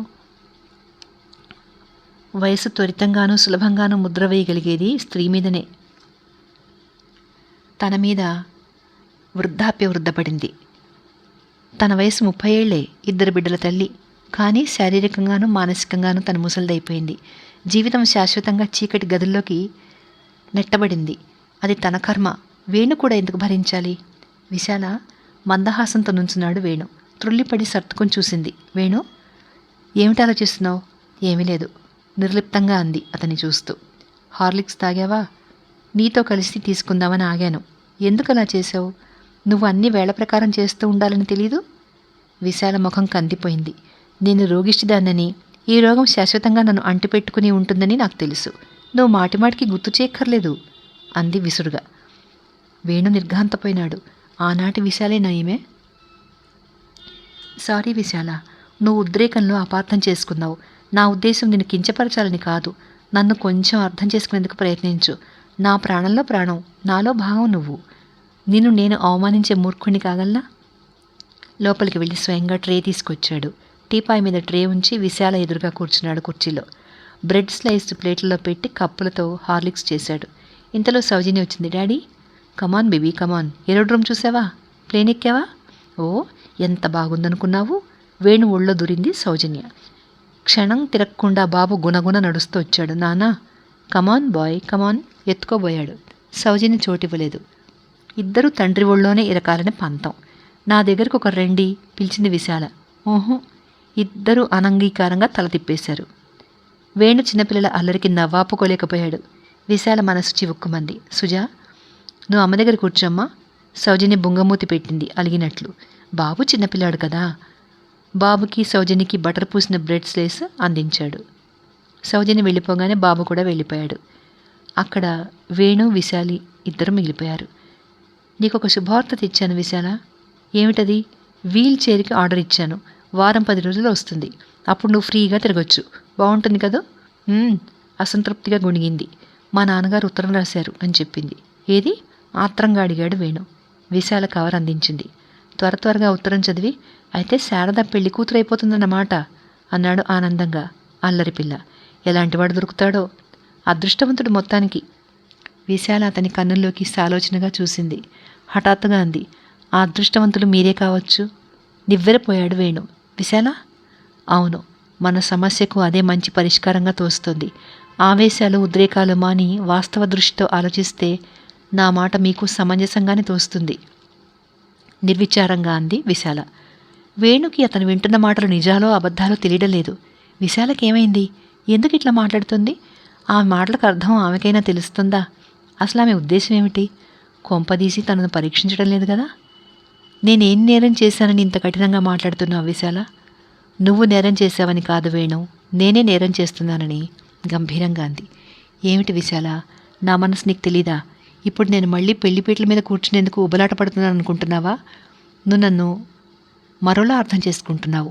నాకు బాధ్యతలు తెలుసు. 2 బిడ్డల తండ్రిని అని మర్చిపోగలిగే మనిషినా? చెప్పు విశాల, దీనంగా అన్నాడు వేణు. జీవితం అంటే బాధ్యతలే కాదు.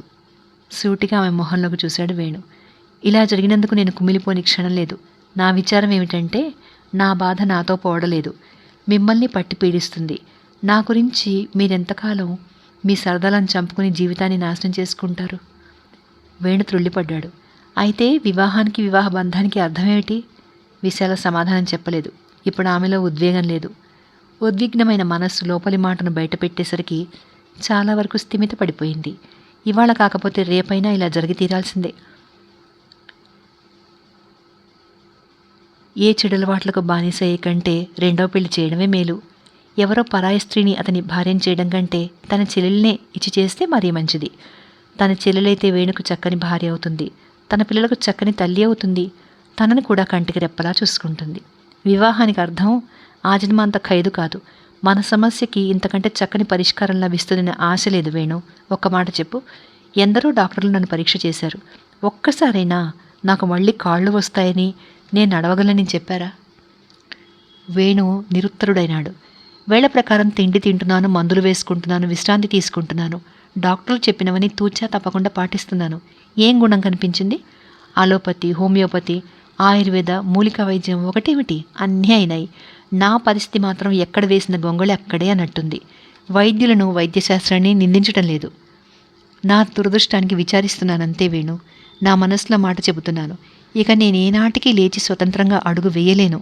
విశాల జాలిగా ఆమె చేతులను తన చేతిలోకి తీసుకున్నాడు. మీరు నన్ను చాలా ప్రేమిస్తారని నాకు తెలుసు. నాకు ఈ అదృష్టం చాలు వేణు. ఇప్పటికే నేను ఎన్నో విధాల ఇబ్బంది పెడుతున్నాను. నువ్వు నా కోసం చేసే త్యాగాలు ఇంకా భరించడం నా తరం కాదు. దయచేసి ఈ విషయంలో నా సలహా పాటించు. నువ్వు మళ్ళీ పెళ్లి చేసుకో. కాదు విశాల, నేనేమైనా చిన్నపిల్లాడినా? 2 బిడ్డల తండ్రిని. ఆ పిల్లల క్షేమం కోసమేనా? ఆ పిల్లల క్షేమం కోసమే నేను నిన్ను ఇంతగా ప్రాధేయపడుతున్నాను. పిల్లలకి సంరక్షణ అవసరం. కేవలం ప్రేమాభిమానాలతో పెరగరు.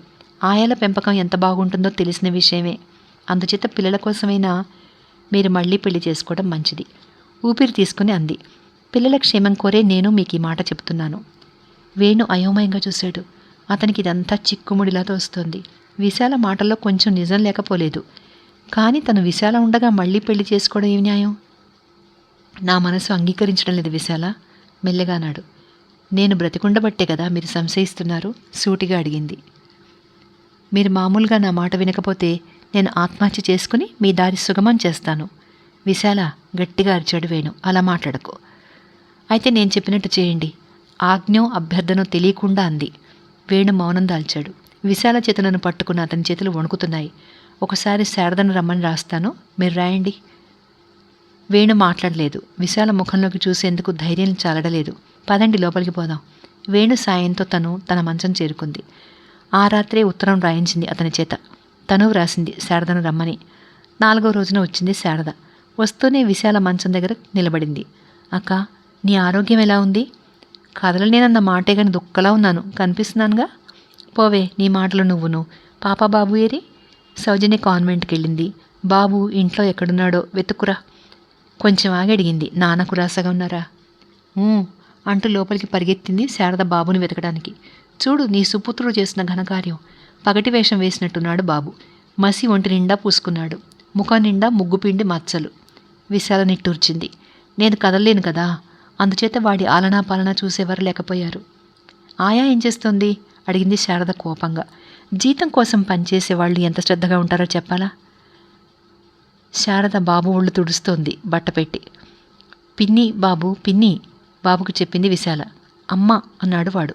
శారద చిత్రంగా చూసింది. బాలవాక్కు బ్రహ్మవాక్కు శారద. ఇంతవరకు వాడు అమ్మలేనట్టే పెరిగాడు. అక్క, అవును, నేను రోగిష్టిదాన్ని అయిపోయాను. మంచం దిగలేని మనిషిని. నాకే ఒకరు చేయాలి. నేను ఇంకొకరికి ఏం చేయగలను? జాలిగా చూసింది శారద విశాల వైపు. బయటపడ్డు, కానీ వేణుకి నా నుంచి ఇబ్బందే తప్ప ఇంకేమీ సుఖం లేదు.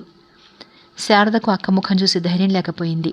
తల వంచుకుని నేల మీద గీతలు గీస్తోంది కాలి బొటనవేలుతో. నేను జీవోత్సవాన్నే అయిపోయాను, గద్గదికంగా అంది విశాల. శారద చెటక్కున అక్క తల మీద చేయి వేసి భయంగా అంది. నీకు పుణ్యం ఉంటుంది అలా మాట్లాడకక్క. నిన్ను బాధ పెట్టాలని కాదు శారద, ఉన్న విషయం చెప్తున్నానంతే.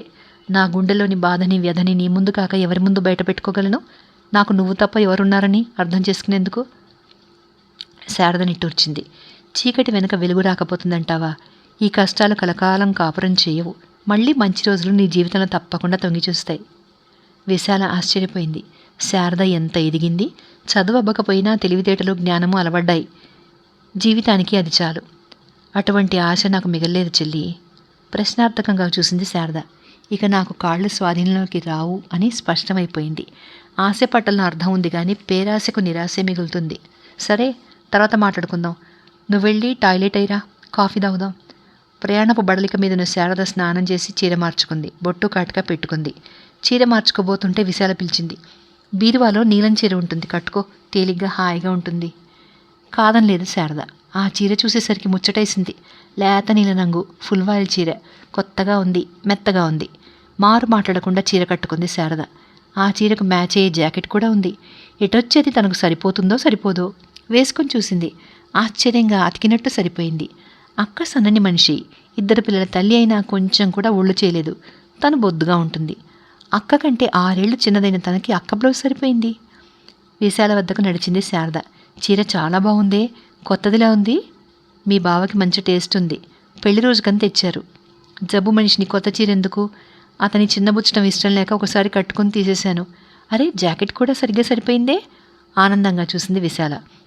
నువ్వు బొమ్మలాగా నాటికి నేటికి ఒక్కరిలాగానే ఉన్నావు. నేను కొంచెం ఒళ్ళు మనిషిని, అందుకే అక్కయ్య సైజుకు సరిపోయాను. మీ భావన ఒకసారి ఇడిపిద్దామా అంది విశాల. ఓ, హుషారుగా అంది శారద. ఆఫీస్ నుంచి వచ్చాడు వేణు. వస్తూనే విశాల మంచం వద్దకు చేరాడు అలవాటుగా. హార్లిక్స్ తాగావా? అటు తిరిగి ఉన్నది అలాగే మూలిగింది. లేస్తావా అడిగాడు వేణు. వేణు ఆమెని లేపి కూర్చోబెట్టాడు. ఒక్కసారిగా కిలకిల నవ్వు. తెల్లబోయాడు వేణు. బావా అంటూ విరగబడి నవ్వింది శారద. ఎప్పుడొచ్చావు శారద? మధ్యాహ్నం, నవ్వుతూనే అంది శారద. వెనకటి సామెత నిజం చేసావు. ఏమిటి? ఎర్రకోక కట్టుకున్నంత నా భార్య అన్నట్ట నీలాంటి వాడుకడు. ఆనాడు ఎర్రకోక, నేడు నీలిచీర. వేణు కూడా నవ్వాడు. ఏమిటి విశేషాలు? నాన్నగారు క్షేమమేనా? మీ అక్కేది? వెతుక్కో, వెతికి పెడదు అంటూనే వెనక్కి తిరిగాడు. అక్కడుంది విశాల. అక్క చెల్లెలిద్దరూ కలిసి నన్ను అంటూ చిరునవ్వు నవ్వాడు వేణు. ఆయా వచ్చి టీ ఇచ్చింది. శారద ముగ్గురికి కప్పుల్లో టీ పోసి అందించింది. టీలు తాగాక కబుర్లలో పడ్డారు. విశాల హుషారుగా ఉంది. వేణుకి ఆ సంగతి ఆనందం ఇచ్చింది. ఆ రాత్రి విశాల డైనింగ్ టేబుల్ దగ్గరే భోజనం చేసింది. వేణు, శారద అటు ఇటు ఆమెకి ఊతం ఇచ్చారు. ఏమిటో ఇవాళ వంటలు అద్భుతంగా ఉన్నాయి అన్నాడు వేణు ప్లేటులో పదార్థాలు రుచి చూసి. మీ మరదలు వండింది. అలా చెప్పు మరి. చెప్పకుండా తెలుసుకోగలవేమో అనుకున్నాను అంది శారద. నీ చేతి వంట రుచి చూడడం ఇదే మొదటిసారి కదా, పోల్చుకోలేకపోయాను. ఇక నుంచి శారదే వండుతుందిలేండి. Thank you Sharada. ఆశ, చక్కగా వండి పెడితే తిందామనుకుంటున్నావు కాబోలు. ఆ పప్పులు ఉడకవు. మురిపించుకోకే, కావాలంటే బావ సాయం చేస్తారులే అంది విశాల. ఏం చేస్తాడే? బియ్యం కడగడం, కూరలు తరగడం గట్రా అటువంటివి నా చేత కావు, కానీ ఒకటి మాత్రం చేస్తాను అన్నాడు వేణు. ఏమిటో అంది శారద. వండిని తినడం అన్నాడు. చాలా కష్టపడతావు. అదే అంత సులభం అనుకున్నావేమిటి? కొందరు వండితే తినడం ఎంత కష్టమో. ఉదాహరణకు మా వంట మనిషి. ముగ్గురు నవ్వుకున్నారు. శారద భోజనం అయ్యేసరికి సౌజన్య పరిగెత్తుకొచ్చింది. హోంవర్క్ చేసేశాను. కథలు చెప్పవు పిన్ని, పద అంటూ పాపతో నడిచింది శారద. 1-2 కథలు చెప్పేసరికి నిద్రపోయింది సౌజన్య. బాబు పాల కోసం లేచాడు. శారద పాల గ్లాస్ అందించింది. వేణు పేపర్ చదవడం పూర్తి చేసి తన గదిలోకి వచ్చాడు. గడియారం 9:30 సూచిస్తోంది. నిద్ర రావడం లేదు శారద? వస్తోంది అంటూ విశాల గదిలోకి వెళ్ళి పక్క వేసుకుంది. విశాల తెలివిగానే ఉంది, కానీ మాట్లాడలేదు. ఆమె మెదడులో వివిధ ఆలోచనలు పరుగులు తీస్తున్నాయి. అస్పష్టమైన ఊహలు స్పష్టమైన ఆకృతి దాలుస్తున్నాయి. ఉండుండి ఆమె తనలో తానే నవ్వుకుంటోంది. అంతలోనే కన్నీరు పెట్టుకుంటోంది. విభిన్న భావాలకు నిలయం అయిపోయింది మెదడు. అలసి సొలసి ఉందేమో శారద మాత్రం అతి త్వరగా నిద్రలోకి జారిపోయింది. బెడ్ లైట్ వెలుగులో శారద రకరకాల రూపాలలో కనిపిస్తోంది. తదేకంగా ఆమె వైపే చూసిన విశాలకు ఒకసారి దేవతల, మరోసారి రాక్షసిలా, వింతగా, చిత్రంగా. అలాగే నిద్రపోయింది ఆమె తనకు తెలియకుండా. వారం రోజులు గడిచాయి. మధ్యాహ్నం బాబు నిద్రపోతున్నాడేమో. ఇల్లు నిశ్శబ్దంగా ఉంది. సౌజన్య స్కూల్కి, వేణు ఆఫీస్కి వెళ్ళిపోయారు. శారద ఏదో పుస్తకం చదువుకుంటోంది. వాళ్ళ కుర్చీలో విశాల మంచం దగ్గరగా. శారదా, పిలిచావా? ఏం కావాలి? పుస్తకం మూస్తూ అడిగింది శారద. నువ్వు వచ్చిన నాటికి నేటికి ఇంట్లో చాలా మార్పులు వచ్చాయి కదూ. ఇల్లు కలకలడ్డం లేదు? ఏమో, ఇల్లే కాదు ఇంట్లో మనుషులు చాలా మారారు. ఉత్సాహంగా ఉంటున్నారు. నేనేం చేశానని ఇలా పొగడతలు మొదలుపెట్టావు? పొగడత కాదే, ఉన్నమాట ఉండబట్టలేక అన్నాను. సరేలే, ఇల్లాలేం కోరుకుంటుందో తెలుసా? ఇల్లెప్పుడు కలకలలాడుతూ ఉండాలని, ఇంట్లో మనుషులు ఆనందంగా ఉండాలని. అయితే ఇప్పుడు ఏమంటావు అక్క? ఈ ఆనందం నాకు శాశ్వతంగా మిగిలాలి. ఇదే నా కోరిక. భేషుగ్గా ఉంది. నువ్వు ఈ దీనురాలైన అక్క మీద దయ చూపితే నిజంగానే ఈ ఇల్లు చిరకాలము కలకల్లాడుతుంది. పిల్లలు కిలకిల నవ్వుతారు. నా దయేమిటి? ఎందుకు? నేను మంచం ఎక్కిన నాటి నుంచి ఇల్లు కళావిహీనమే అయింది. నువ్వు వచ్చావు, ఇంటికి వెలుగొచ్చింది. ఈ వెలుగుని ఎప్పటికీ ఉంచేసుకోవాలని నా ఆశ. శారద అర్థం కానట్టు చూసింది. అక్క కోసం నువ్వు త్యాగం చేయాల్సి ఉంటుంది. ఏమిటి విచిత్రంగా మాట్లాడుతున్నావు ఇవాళ నువ్వు? చిత్రమే, నా బతుకలా అయిపోయింది. ఇప్పుడు నీకేం లోటనక్క? నువ్వుంటే నాకే లోటు ఉండదు. అందుకే పేలవంగా నవ్వింది విశాల. నేను స్వార్థపరురాలు నేనే శారదా. నా బ్రతుకులో లోటు లేదని నువ్వు మభ్యపెట్టలేవు. వేణు నా మూలంగా అశాంతి, అసౌఖ్యము అనుభవిస్తున్నాడు. అబద్ధమాడకు, బావదేవుడు. నిజమే, కానీ నేను ఈ ఇంటికి అరిష్టాన్ని. ఇలాగే కొన్నాళ్ళు సాగితే దేవుళ్లాంటి బావ ఏమైపోతాడో ఊహించడం శక్యం కాదు. మగవాళ్ళు ఎక్కువ కాలం సహించలేరు. ఆగత్యము లేదు. ఆఫీస్లో కష్టపడి వస్తాడు. ఇంటికి వచ్చాక నా చేతి నుంచి కాఫీ అందుకోవడానికైనా నోచుకోడు. పైగా నాకే చాకరీ చేయాలి. నా వంటి రోగిష్టి దాంతో ఏం సుఖపడతాడు? అతని పాలిట తెగని సమస్యను నేను. కొంచెం కాలంలో నీ కాళ్ళు బాగుపడవు? ఓహో, అది తేలిపోయింది. నా రాత ఇక మారదు. నాకిక కాళ్ళు రావు. శారదకి విశాల మాటలు వింటుంటే ఒక వంక భయము, మరొక వంక జాలి ముప్పిరిగొన్నాయి. అక్క ముఖంలోకి చూడలేకపోయింది. పిల్లలిద్దరికీ నీ దగ్గర చాలా మాలిమైపోయింది. వీళ్ళల్లరి లేకపోతే నీకు తోస్తుందా? ఒకవేళ నువ్వు ఎలాగో సరిపెట్టుకోగలిగినా నిన్ను విడిచి పిల్లలుండరు. ఇన్నాళ్ళు వాళ్ళకి కరువైన మాతృప్రేమని నీ నుంచి పొందడానికి వాళ్ళు అలవాటు పడిపోయారు. శారద మౌనం దాల్చింది. ఇంతలో సారథి వెనక నుంచి వచ్చి ఆమె కాళ్ళకు చుట్టుకున్నాడు. వేణు కూడా మునుపటి కంటే చాలా ఉత్సాహంగా ఉంటున్నాడు. ఈ జబ్బు మనిషి మొహం చూడలేక వేగలేక కాబోలు. మునుపు ఆలస్యంగా ఇల్లు చేరేవాడు. నువ్వుంటే తొందరగా ఇంటికి వస్తున్నాడు. త్రుళ్ళిపడింది శారద. అక్క, చేదుగా ఉన్న నిజం అదే. నిజానికి ఇది చేదు నిజం కాదు, తీయని నిజమే. బలవంతంగా నవ్వు తెచ్చుకుంది విశాల చెల్లెలి మొహం వైపు చూస్తూ. నిజం చెప్పాలంటే నేను చాలా సుఖంగా ఉన్నాను ఇప్పుడు. ఈ సుఖ సంతోషాలు నాకు చిరకాలం కావాలి. అంటే నువ్వు ఈ దీనురాలి మీద దయచూపి ఎప్పుడూ ఇక్కడే ఉండిపోవాలి. తెల్లబోయింది శారద. విశాల మాటలు ఆమెకు అర్థం కావట్లేదు. ఎలా అంది. అందుకు మార్గం నేను ఆలోచించే ఉన్నాను. చెప్పు అంది శారద. విశాల శారద రెండు చేతులు పట్టుకుని కళ్ళలోకి చూసింది. నువ్వు మీ బావని పెళ్లి చేసుకోవాలి. నిర్ఘాంతపోయింది శారద. ఆమె గొంతు పొడారిపోయింది. నిజమేనా? ఏమిటి నువ్వనేది? నేను నిజంగానే చెప్తున్నాను. నువ్వు నన్ను రక్షించాలంటే, నా కుటుంబాన్ని ఆదుకోవాలంటే వేణుని పెళ్లి చేసుకుని తీరాలి. చితికి ఛిద్రమైపోయే ఈ సంసారాన్ని నిలబెట్టగలిగేది నువ్వు ఒక్కదానివే. నువ్వు అవును, ఉండి లేని వాళ్లతోనే జమ. వేణు నీకు తెలియని మనిషి కాదు. దేవుడు అని నీ నోటితో నువ్వే అన్నావు. నువ్వంటే చాలా ప్రేమ కూడా. ఈ ఇంట్లో నా స్థానం నువ్వు ఆక్రమించుకుంటే, అలంకరిస్తే అందరికీ ఆనందమే. నువ్వు కాదన్నా నేడు కాకపోయినా రేపైనా వేణు మరొకరిని చేసుకోకపోడు. అక్క, బావ అలాంటి వాడు అనుకోను. నువ్వు అబద్ధం ఆడుతున్నావు. ఇంతవరకు వేణు చాలా మంచివాడే. కానీ భవిష్యత్తు ఎవరు చూడొచ్చారు? పరిస్థితులు ఎంత మంచి మనిషినైనా ప్రభావితం చేయగలవు. నేను మూలపడినంత మాత్రాన వేణు ముసలివాడైపోడు. ఆ బలహీనతలో అతను ఏం చేస్తాడో ఎవరు చెప్పగలరు? అతని అర్ధాంగిని. కష్టసుఖాలు ఆలోచించాల్సిన విధి నాకుంది. నేను స్వార్థపరురాలినే. నువ్వు తప్ప మరెవరు నా స్థానం పొందినా నా గతి ఏమవుతుందో? నా పిల్లలను సవితల్లి ఎన్ని బాధలు పెడుతుందో. అందుకే నిన్ను ప్రార్థిస్తున్నాను. కన్నీరు తుడుచుకుంది విశాల. శారద హృదయంలో అర్థమైపోయింది. అక్క హృదయంలో ఎన్ని అగ్నిపర్వతాలు బ్రద్దలవుతున్నాయో, ఎంత దావానలం చెలరేగుతోందో, ఎంత బడబాగ్ని రగులుకుందో. స్త్రీకి ఇంతకంటే నరకము ఉండదు, దుఃఖము ఉండదు. స్వహస్తాలతో భర్తకు మళ్ళీ పెళ్లి చేయడం. అక్కయ్య ఆలోచనలు అసమంజసం అని కొట్టి పారేయడానికి వీల్లేదు. ఒక కోణంలో ఆమె నిర్ణయమూ సహేతుకమే. ఎంత మంచివాడైనా మగవాడిని నమ్మడం కష్టం. వీచే గాలిని మగవాడి మనసును ఆకట్టడం అసాధ్యం. రేపటి సంగతి ఇవాళ తెలిసిపోతే జీవితాలు కథల్లా ఎందుకుంటాయి? రేపు ఎలా ఉంటుందో ఎవరైనా ఊహించుకోవాల్సిందే తప్ప నిజం తెలుసుకోలేరు. వేణుతో తన పెళ్ళి, అక్కయ్య స్థానంలో తను. ఆలోచించడానికి అయోమయంగా అతి భయంకరంగా ఉంది. నిజం ఇంకా ఎలా ఉంటుందో ఎదుర్కోగలదా? ఏమిటి ఆలోచిస్తున్నావు? వేణు నీకు తగడనా? అటువంటి సందేహాలు పెట్టుకోకు. పేరుకి 2 బిడ్డల తండ్రి అన్న మాటే కానీ అతని వయస్సు 34. అందచందాలు చూస్తూనే ఉన్నావుగా, కంటికే కనపడుతున్నాయి. వేరే చెప్పాల్సింది ఏమీ లేదు. 2 పోషించలేడు అని సందేహించకు. అతని జీతము 1000 రూపాయలు. అది కాదు, నసిగింది శారద. నా గురించి సంశయిస్తున్నావా ఏమైనా? అటువంటివి అనవసరం. నువ్వు అతని అర్ధాంగైన తక్షణం నేను నా సర్వహక్కులు ధారాదత్తం చేసేస్తాను. నేను వేడుకునేది ఒకటే, నన్ను ఈ ఇంట్లో ఉండనివ్వండి. అంతకంటే నాకు ఇంకేం అక్కర్లేదు. శారద ఉక్కిరిబిక్కిరైపోతుంది. చిన్నదాన్ని, నాకేం తెలుస్తాయి? నాన్నతో మాట్లాడితే మంచిదేమో. ముందు నీకు ఇష్టమైతే అన్నది విశాల. కొంచెం ఆలోచించుకొని అక్కడి నుంచి వెళ్ళిపోయింది శారద, లేని పని కల్పించుకుని. వేణు వచ్చాడు. విశాలను చూస్తే ఆగిపోయాడు. హార్లిక్స్ తాగేశాను, నవ్వింది. అతను నవ్వాడు. అవును, ఇంటికి వచ్చిన మరదల్ని అలా సినిమా షికారు అంటూ తిప్పడం ఏమైనా ఉందా లేదా? ఇంట్లో కట్టిపడేసినట్టు వదిలేస్తే దానికేం తోస్తుంది? నువ్వు వస్తావా అన్నాడు. నేనా? బాగుంది. మీకు మతిపోలేదు కదా?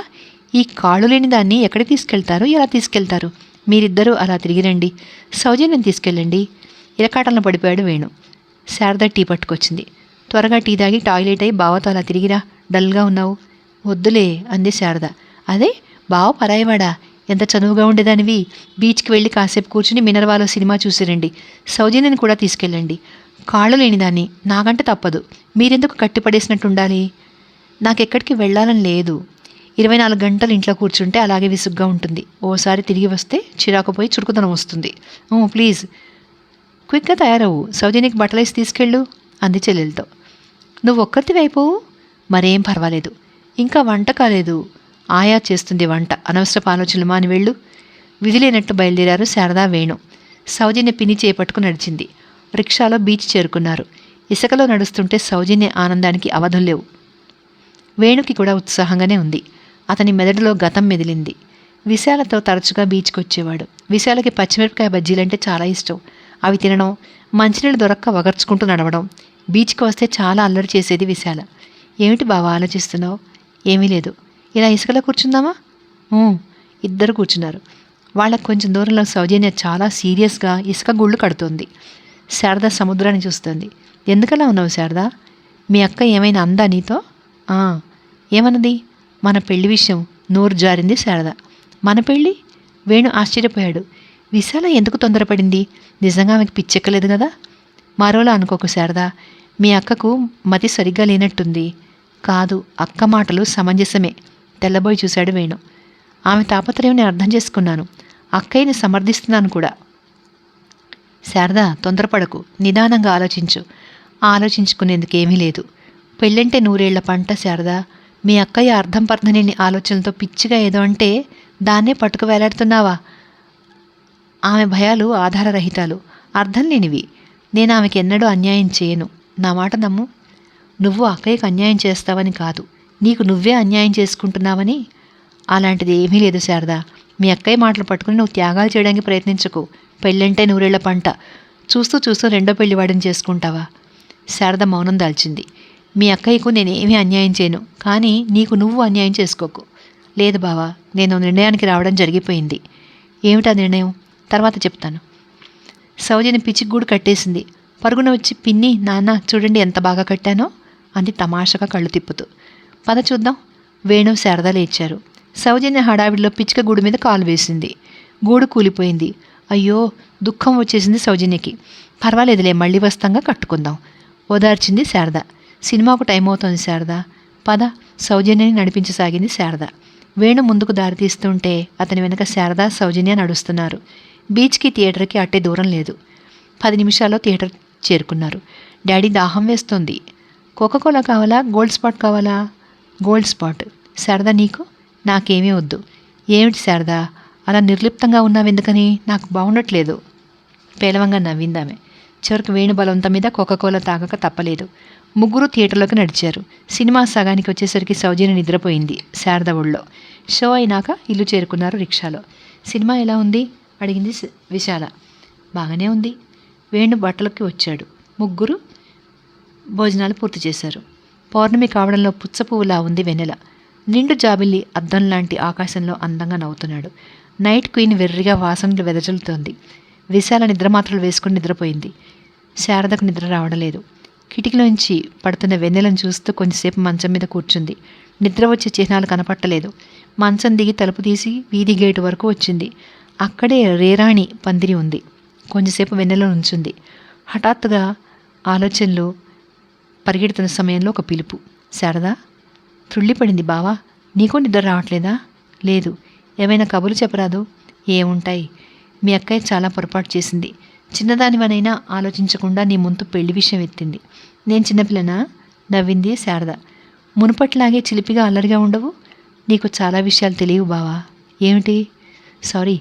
లోపలికి వెళ్ళిపోయింది. అర్ధరాత్రి దాటినా నిద్రాదేవత కరుణించలేదామెను. బావకు చాలా విషయాలు తెలియవు. తనకి నాన్నకి తప్ప మరెవరికి తెలియని రహస్యం ఒకటి ఉంది. అక్కయ్య ఆలోచన నాన్నకి తెలిస్తే తక్షణం ఆమోదించి మరుక్షణం పెళ్లి జరిపించేస్తాడు. బావ రెండో పెళ్లివాడే కావచ్చు. అతనికేం లోటు? అందగాడు, వయసు మీరనివాడు, ఆర్జనపరుడు, గుణవంతుడు. ఇంతకంటే చక్కనివాడు తనకు లభిస్తాడా? ప్రస్తుత పరిస్థితిలో అసాధ్యం. భావం చేసుకోవడమే మేలు. ముమ్మారు అనుకుంది ఆ మాట. శారద పరిస్థితులతో రాజీ పడిపోయింది. ఆడపిల్ల, చదువు అబ్బని మనిషి, 25 ఏళ్ల పైబడింది. ఇంతకంటే ఏం చేస్తుంది? తన వల్ల మిగిలిన వాళ్ళు సుఖపడగలుగుతారు అంటే తల వంచేసింది. మర్నాడే తన నిశ్చయాన్ని అక్కయ్యకు చెప్పేసింది. ఆమె అడిగిన అనంతరం వెంటనే విశాల తండ్రిని ఒక్కసారి రమ్మంటూ ఉత్తరం రాసేసింది. ఆ ఉత్తరంలో ఏ వివరాలు లేవు. వెంటనే బయలుదేరి రమ్మని మాత్రమే ఉంది. ఉత్తరం చదివిన పురుషోత్తం మొదట కంగారు పడ్డాడు. బొత్తిగా టెలిగ్రామ్లా ఉంది ఉత్తరం. అందులో యోగక్షేమాలు లేవు, కుశల ప్రశ్నలు లేవు. శారదకి పెళ్లి సంబంధం గురించి అసలు భోగొట్టాలు లేవు. పరిస్థితి ఏమిటో తెలియక ఉన్నవాడు ఉన్నట్టే ప్రయాణం అయినాడు. సరిగ్గా అదే సమయానికి పెళ్లిళ్ళ పేరయ్య ఎదురొచ్చాడు చిరునవ్వులు ఉలకబోస్తూ. అమ్మాయిది ఘనజాతకం, తమరు అదృష్టవంతులు. వియ్యాల వారు మీ సంబంధానికి సుముఖంగా ఉన్నారు. పిల్ల నచ్చినట్లు చెప్పమన్నారు. ఓహో, ఆనందంగా చూశాడు పురుషోత్తం. కట్న కానుకలు ఒక మాట వస్తే ముహూర్తం పెట్టేసుకోవడమే ఇంకా. అలాగే వాళ్ళెంతలో ఉన్నారు? 6,000 లాంఛనాలును. పురుషోత్తం కళ్ళు తేలవేశాడు. పెద్ద ఘనమైన సంబంధమేమీ కాదు. అబ్బాయి టీచర్గా చేస్తున్నాడు. 250 జీతం. వెనకాల ఆస్తిపాస్తులు లేవు. అబ్బాయి అందంగా ఉండడు. గుడ్డిలో మెల్ల ఏమిటంటే అబ్బాయి ఆర్జన మీద ఆధారపడిన వాళ్ళు ఎవరూ లేరు. కానీ 6,000 ఇచ్చుకోవడం తనకు సాధ్యం కాదు. ఎంత క్లుప్తంగా చేసినా పైన మరో 6,000 పట్టుకొందే పెళ్లి చేయడం కష్టం. అన్నీ కలిపి 12,000. ఎక్కడి నుంచి తేవాలి? ఎవరిస్తారు? ఏం చూసి అప్పిస్తారు? అంత తూగలేను అన్నాడు. అలా అంటే ఎలా? ఈ రోజుల్లో సంబంధాలు కుదరడం కష్టంగా ఉందని మీకు తెలుసు. కొంచెం ఆలోచించండి. నేను ఊరు వెళుతున్నాను. వచ్చాక ఏ కబురు చెప్తాను. అలాగే కానివ్వండి. పురుషోత్తం పెళ్లిళ్ళ పేరైని పంపేసి విశాల దగ్గరికి బయలుదేరాడు. రానాన్న. బాగున్నావా విశాల? ఏం బాగు, ఇలా ఉన్నాను నిస్పృహగా అంది విశాల. ఏమిటోనమ్మా, దేవుడు నిన్ను సరిగా చూడలేదు. చిన్న చూపు చూశాడు. విశాల నిట్టూర్చింది. శారద కాఫీ తెచ్చిచ్చింది తండ్రికి. అమ్మా శారద, ఆ పెళ్లివారు కబురు పంపారు. అబ్బాయికి నువ్వు నచ్చావుట. విశాల గతుక్కుమంది. శారద పేలవంగా నవ్వింది. కానీ 6,000 కట్నం కావాలట. ఆ పైన లాంఛనాలు, పెళ్లి ఖర్చులు. విశాల వంక చూస్తూ అన్నాడు పురుషోత్తం. విశాల, ఆర్థికంగా నేను బాగా చితికిపోయాను. వేణుని అడిగి అప్పు ఇప్పించగలవా? సంబంధం మంచిదేనా? ఏదో పర్వాలేదు. అబ్బాయి స్కూల్ టీచరు, జీతం 250. ఆ మాత్రం దానికి 6,000 నాన్న?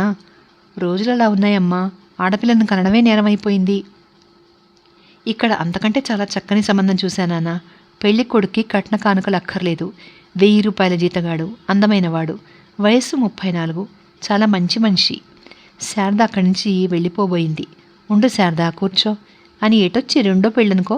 అయితేనే శారద తప్పకుండా సుఖపడుతుంది అంది విశాల. రెండో పెళ్లివాడా?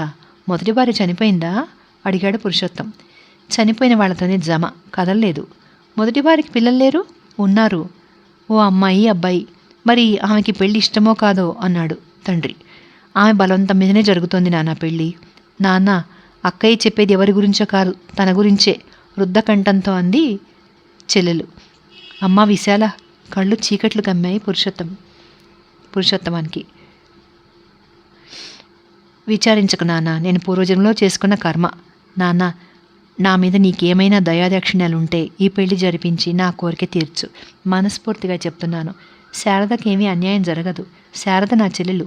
నేను దాన్ని కొంతకాలం పెంచాను. నీకు నువ్వే ద్రోహం చేసుకుంటావా విశాలమ్మ? ద్రోహం కాదు నాన్న, న్యాయం. నా కోసం వేణుని జీవితాంతం నాశనం చేయడం నాకు ధర్మమా? నేను చాలా ఆలోచించాకనే ఈ నిర్ణయానికి వచ్చాను నాన్న. నువ్వు అంగీకరిస్తే అదృష్టవంతురాల్ని. నాకేం పాలుపోవడం లేదమ్మా. చివరికేం జరుగుతుందో. శారదకి శుభమే జరుగుతుంది. అందుకు పూచి నాది. పురుషోత్తం ఇంకా మాట్లాడలేకపోయాడు. ఆర్థిక బాధలు, వయోధిక్యత అన్నీ కలిసి అతన్ని ఇదివరకే బలహీనుని చేశాయి. విశాల మాటలతో అతని మెదడు మరీ శూన్యమైపోయింది. అనేక తర్జన భర్జనల అనంతరం శారదా వేణుల వివాహం నిరాడంబరంగా జరిగిపోయింది. విశాల వేణు శారదను వివాహం చేసుకోవడానికి అంగీకార పత్రం సంతకం చేసి ఇవ్వబోయింది. కానీ అందుకెవరూ అంగీకరించలేదు. అక్క, నువ్వు నాకు మేలే చేయగలవు, కానీ కీడు తలపెట్టావు. పరాయి దానిలాగా నీ నుంచి అటువంటి పత్రాలు తీసుకునేందుకు నాకెంత సిగ్గుగా ఉంటుందో ఆలోచించు. నేను సిగ్గుమాలిందని కాలేనక్క అంది శారద.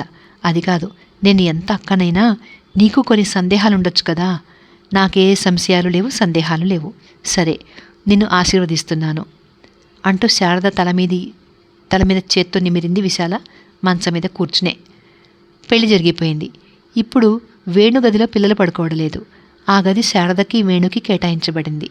వేణు విశాల మొహం చూడ్డానికే బిడియపడుతున్నాడు. అతనికేమిటో తప్పు చేసినట్టుంది. శారద ముందు కూడా ఉత్సాహంగా ఉండలేకపోతున్నాడు. శారదను చూస్తే చాలు శిక్షింపబడిన నిరపరాధిలా కనిపిస్తోంది. ఆమెను చూస్తుంటే ఏదో తప్పు చేసిన భావన కలుగుతోంది. శారదకి విశాలతో మాట్లాడడానికి జంకుగా ఉంది. ఒకవైపు బావ ప్రవర్తన బాధిస్తోంది. తనని పెళ్లి చేసుకోవడం ఇష్టం లేనట్టుంది బావకి. అనుభవం ఉన్న మనిషి కనుక విశాల శారద ముఖం చూసి ఇట్టే పోల్చేసుకుంది. శారద, ఏం జరిగింది చెప్పవు?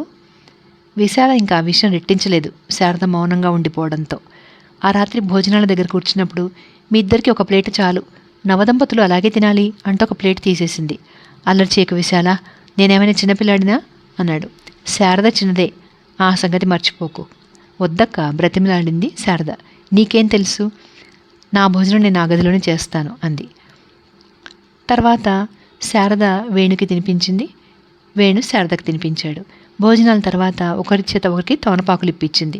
వెన్నెల ఎంత బాగుందో చూసారా? సరదాగా నా షికారు తిరిగి రండి. వాళ్ళిద్దరూ మాట్లాడలేదు. వేణు, రేపు నీకు సెలవే, ఆలస్యంగా ఇచ్చినా పర్వాలేదు. పున్నమి నాడు బీచ్లో ఎంత సరదాగా గడపచ్చో శారదకి రుచి చూపు. వేణు శారదను తీసుకుని బీచ్కి బయలుదేరాడు. శారద వేణు చేతిలో చేయి వేసి నడిచింది. చాలా పశ్చాత్తాపడుతోంది వేణుని ఇబ్బంది పెడుతున్నందుకు. అక్కయ్యకి తనకు మధ్య నలిగిపోతున్నాడు పాపం బావ. ఇద్దరు బిడ్డల తండ్రిని, అన్ని సరదాలు తీరిపోయిన వాడిని పెళ్లి చేసుకుని తను మాత్రం ఏం సుఖపడుతుంది? తను తొందరపడింది, అందుకు ఫలితం అనుభవిస్తోంది. శారద, మీ అక్క నన్ను పూర్తిగా అర్థం చేసుకోక తొందరపడి మనకి ఈ పరిస్థితి కల్పించింది. ఆమె భావించినట్లు నేను చపలుడిని, చెంచడుని కాదు. మీ అక్కయ్య నిజానికి తొందరపడే మనిషి కాదు. కానీ ఆమె అనారోగ్యం తెలివితేటలకు, ఆలోచనలకు గ్రహణం పట్టించింది. ఫలితంగా మన పెళ్లి కోసం ఆరాటపడిపోయింది. నేనెవరికీ అన్యాయం చేసే మనిషిని కాదు. శారదకి ఇప్పుడు అవకాశం లభించింది. మంచికో చెడ్డకో మన వివాహం జరిగింది కనుక మనం వివాహితుల్లాగే ప్రవర్తించడం న్యాయం అనుకుంటాను అంది మెల్లగా. వేణుకి తన పొరపాటు స్పష్టంగా తెలిసొచ్చింది. ఏదేమైనా తను శారదను పెళ్లి చేసుకోవడంతో జరిగింది కనుక తన విధి తను నిర్వర్తించి తీరాలి. తన వల్ల శారదకి అసంతృప్తి కలగకూడదు. పాపం ఎన్ని కలలు కన్నదో ఆ కలలను వీలైనంత వరకు నిజం చేయాల్సిన బాధ్యత తన మీద ఉంది. తన ఇంటి పరిస్థితుల కోసం శారద సుఖాలు ఎందుకు బలి కావాలి? ఇదెక్కడ న్యాయం? వేణుకి చీకట్ల నుంచి వెలుగులోకి వచ్చినట్లు అనిపించింది. ఒక్కసారి శారద మీద అమితమైన జాలి వేసింది. శారద అంటూ ఆమెను దగ్గరికి తీసుకున్నాడు. వేణు శారద ఇల్లు చేరేసరికి అర్ధరాత్రి దాటింది. వాళ్ళు తిన్నగా తమ గదిలోకే వెళ్ళిపోయారు. రోజులు మెల్లగా గడుస్తున్నాయి. విశాలకి సంతృప్తిగా ఉంది. వేణు శారద కలిసిమెలిసి ఉంటున్నారు. ఆయా వంట పని చేసే అవసరం లేదు. శారద వంట చేస్తుంది, పిల్లల్ని చూస్తోంది. విశాలకు చాలా సంతోషంగా ఉంది. అస్తవ్యస్తంగా ఉండి తమ ఇల్లు మళ్ళీ ఇలా ఒక కొలికికి వస్తుందనుకోలేదు. సాయంత్రం ఆఫీస్ నుంచి తప్పకుండా పూలు తెస్తున్నాడు వేణు. శారద అతని కోసం గేటు దగ్గర నిరీక్షిస్తుంది. ఆమెకు అందిస్తాడు పూల పొట్లం. సాయంత్రం అయ్యేసరికి చక్కగా స్నానం చేసి అలంకరించుకుని వేణు వచ్చేసరికి వేడి టీ ఇస్తుంది శారద. విశాలను అడగకుండానే బీర్వాలో చీరలు రోజుకొకటి తీసి కట్టుకుంటోంది. విశాల నగలు తాను అలంకరించుకుంటుంది. శారద జీవిత ధ్యేయం వేణు. అతని సుఖ సంతోషాల కోసం శాయశక్తులా ప్రయత్నిస్తోంది. ఆ ప్రయత్నంలో ఆమె చాలా ముఖ్యమైన విషయాలను విస్మరిస్తోంది అని ఆమెకు తెలియదు. ఎప్పుడు హడావిడే. శారద, కాసేపు నా దగ్గర కూర్చుని కబుర్లు చెప్పవే, ఏం తోచట్లేదు అంది విశాల. బావ కోసం టిఫిన్ చేస్తున్నాను, తీరికలేదు. ఏదైనా పుస్తకం ఇస్తాను, చదువుకోరాదు అనేది శారద. బాబునెప్పుడు పరిశుభ్రంగా ఉంచుతుంది. సౌజన్య స్కూల్ నుంచి వచ్చేసరికి ముఖం కడిగి బట్టలు మార్చి టిఫిన్ బోర్నవీట అందిస్తుంది. శారద వచ్చాక పూర్తిగా తల్లి ముఖమే చూడడం మానేసింది సౌజన్య. బాబు దాదాపు అంతే. విశాల మొదట్లో శారదని వేణుని సినిమాలకని షికార్లకని వెళ్ళిరమ్మని బలవంతం చేసేది. వారిద్దరిని ఆటలు పట్టించేది, అల్లరి చేయించేది. భోజనాలు అవడమేంటి, వాళ్ళ గదిలోకి పంపించేది. వాళ్ళిద్దరు ఇంట్లో ఉంటే ముగ్గురు కలిసి పేకాట ఆడుకునేవారు. శారద ఉత్సాహంగా ఉండేది. ఇప్పుడు వేణులో కూడా చాలా మార్పు వచ్చేసింది. అతను శారదను అమితంగా ప్రేమిస్తున్నాడు. అతనిలో మునుపటి చిలిపితనం మళ్ళీ చిగుళ్ళు వేసింది. అతని జీవితం మరోసారి వేగము శక్తి పుంజుకుంది. ఆ వేగంలో అతను కొన్ని విషయాలు విస్మరిస్తున్నాడు అని అతనికి నిజంగానే తెలియదు. సాయంత్రం అయ్యేసరికి అన్ని పనులు పూర్తి చేసుకుని రెడీగా ఉంటుంది శారద. వేణు వచ్చి కొంచెంసేపే విశ్రాంతి తీసుకుంటాడు. శారదతో కలిసి షైర్ వెళతాడు. తిరిగి వచ్చేసరికి 7 గంటలవుతుంది. విశాల, సౌజన్య, శారద, వేణు భోజనాలు చేస్తారు. అంతే. శారద, వేణు తమ గదిలోకి వెళ్ళిపోతారు. ఇప్పుడు శారద అక్షరాల వేణు అర్ధాంగి అయిపోయింది. అతని రుచులు, అభిరుచులు అన్నీ పూర్తిగా ఆకళింపు చేసుకుంది. అతనికి ఎలా కావాలో అలా ఉండడం నేర్చేసుకుంది. వేణులో నవ్యోత్సాహం పొంగి పొర్లుతోంది. విశాలతో గడిపిన జీవితం అతనిలో మరుగున పడిపోయింది. అతని జీవిత సర్వస్వం శారదే అయిపోయింది. పండగొచ్చింది. మునుపటిలా వేణుకి డబ్బు ఎక్కువ మిగలడం లేదు. విలాసాలకి, వినోదాలకు ఎక్కువ ఖర్చు అవుతుండడం కొంతవరకు కారణం. ఆఫీస్ నుంచి వస్తున్న వేణుని అంబర్ స్టోర్స్ ఆకర్షించింది.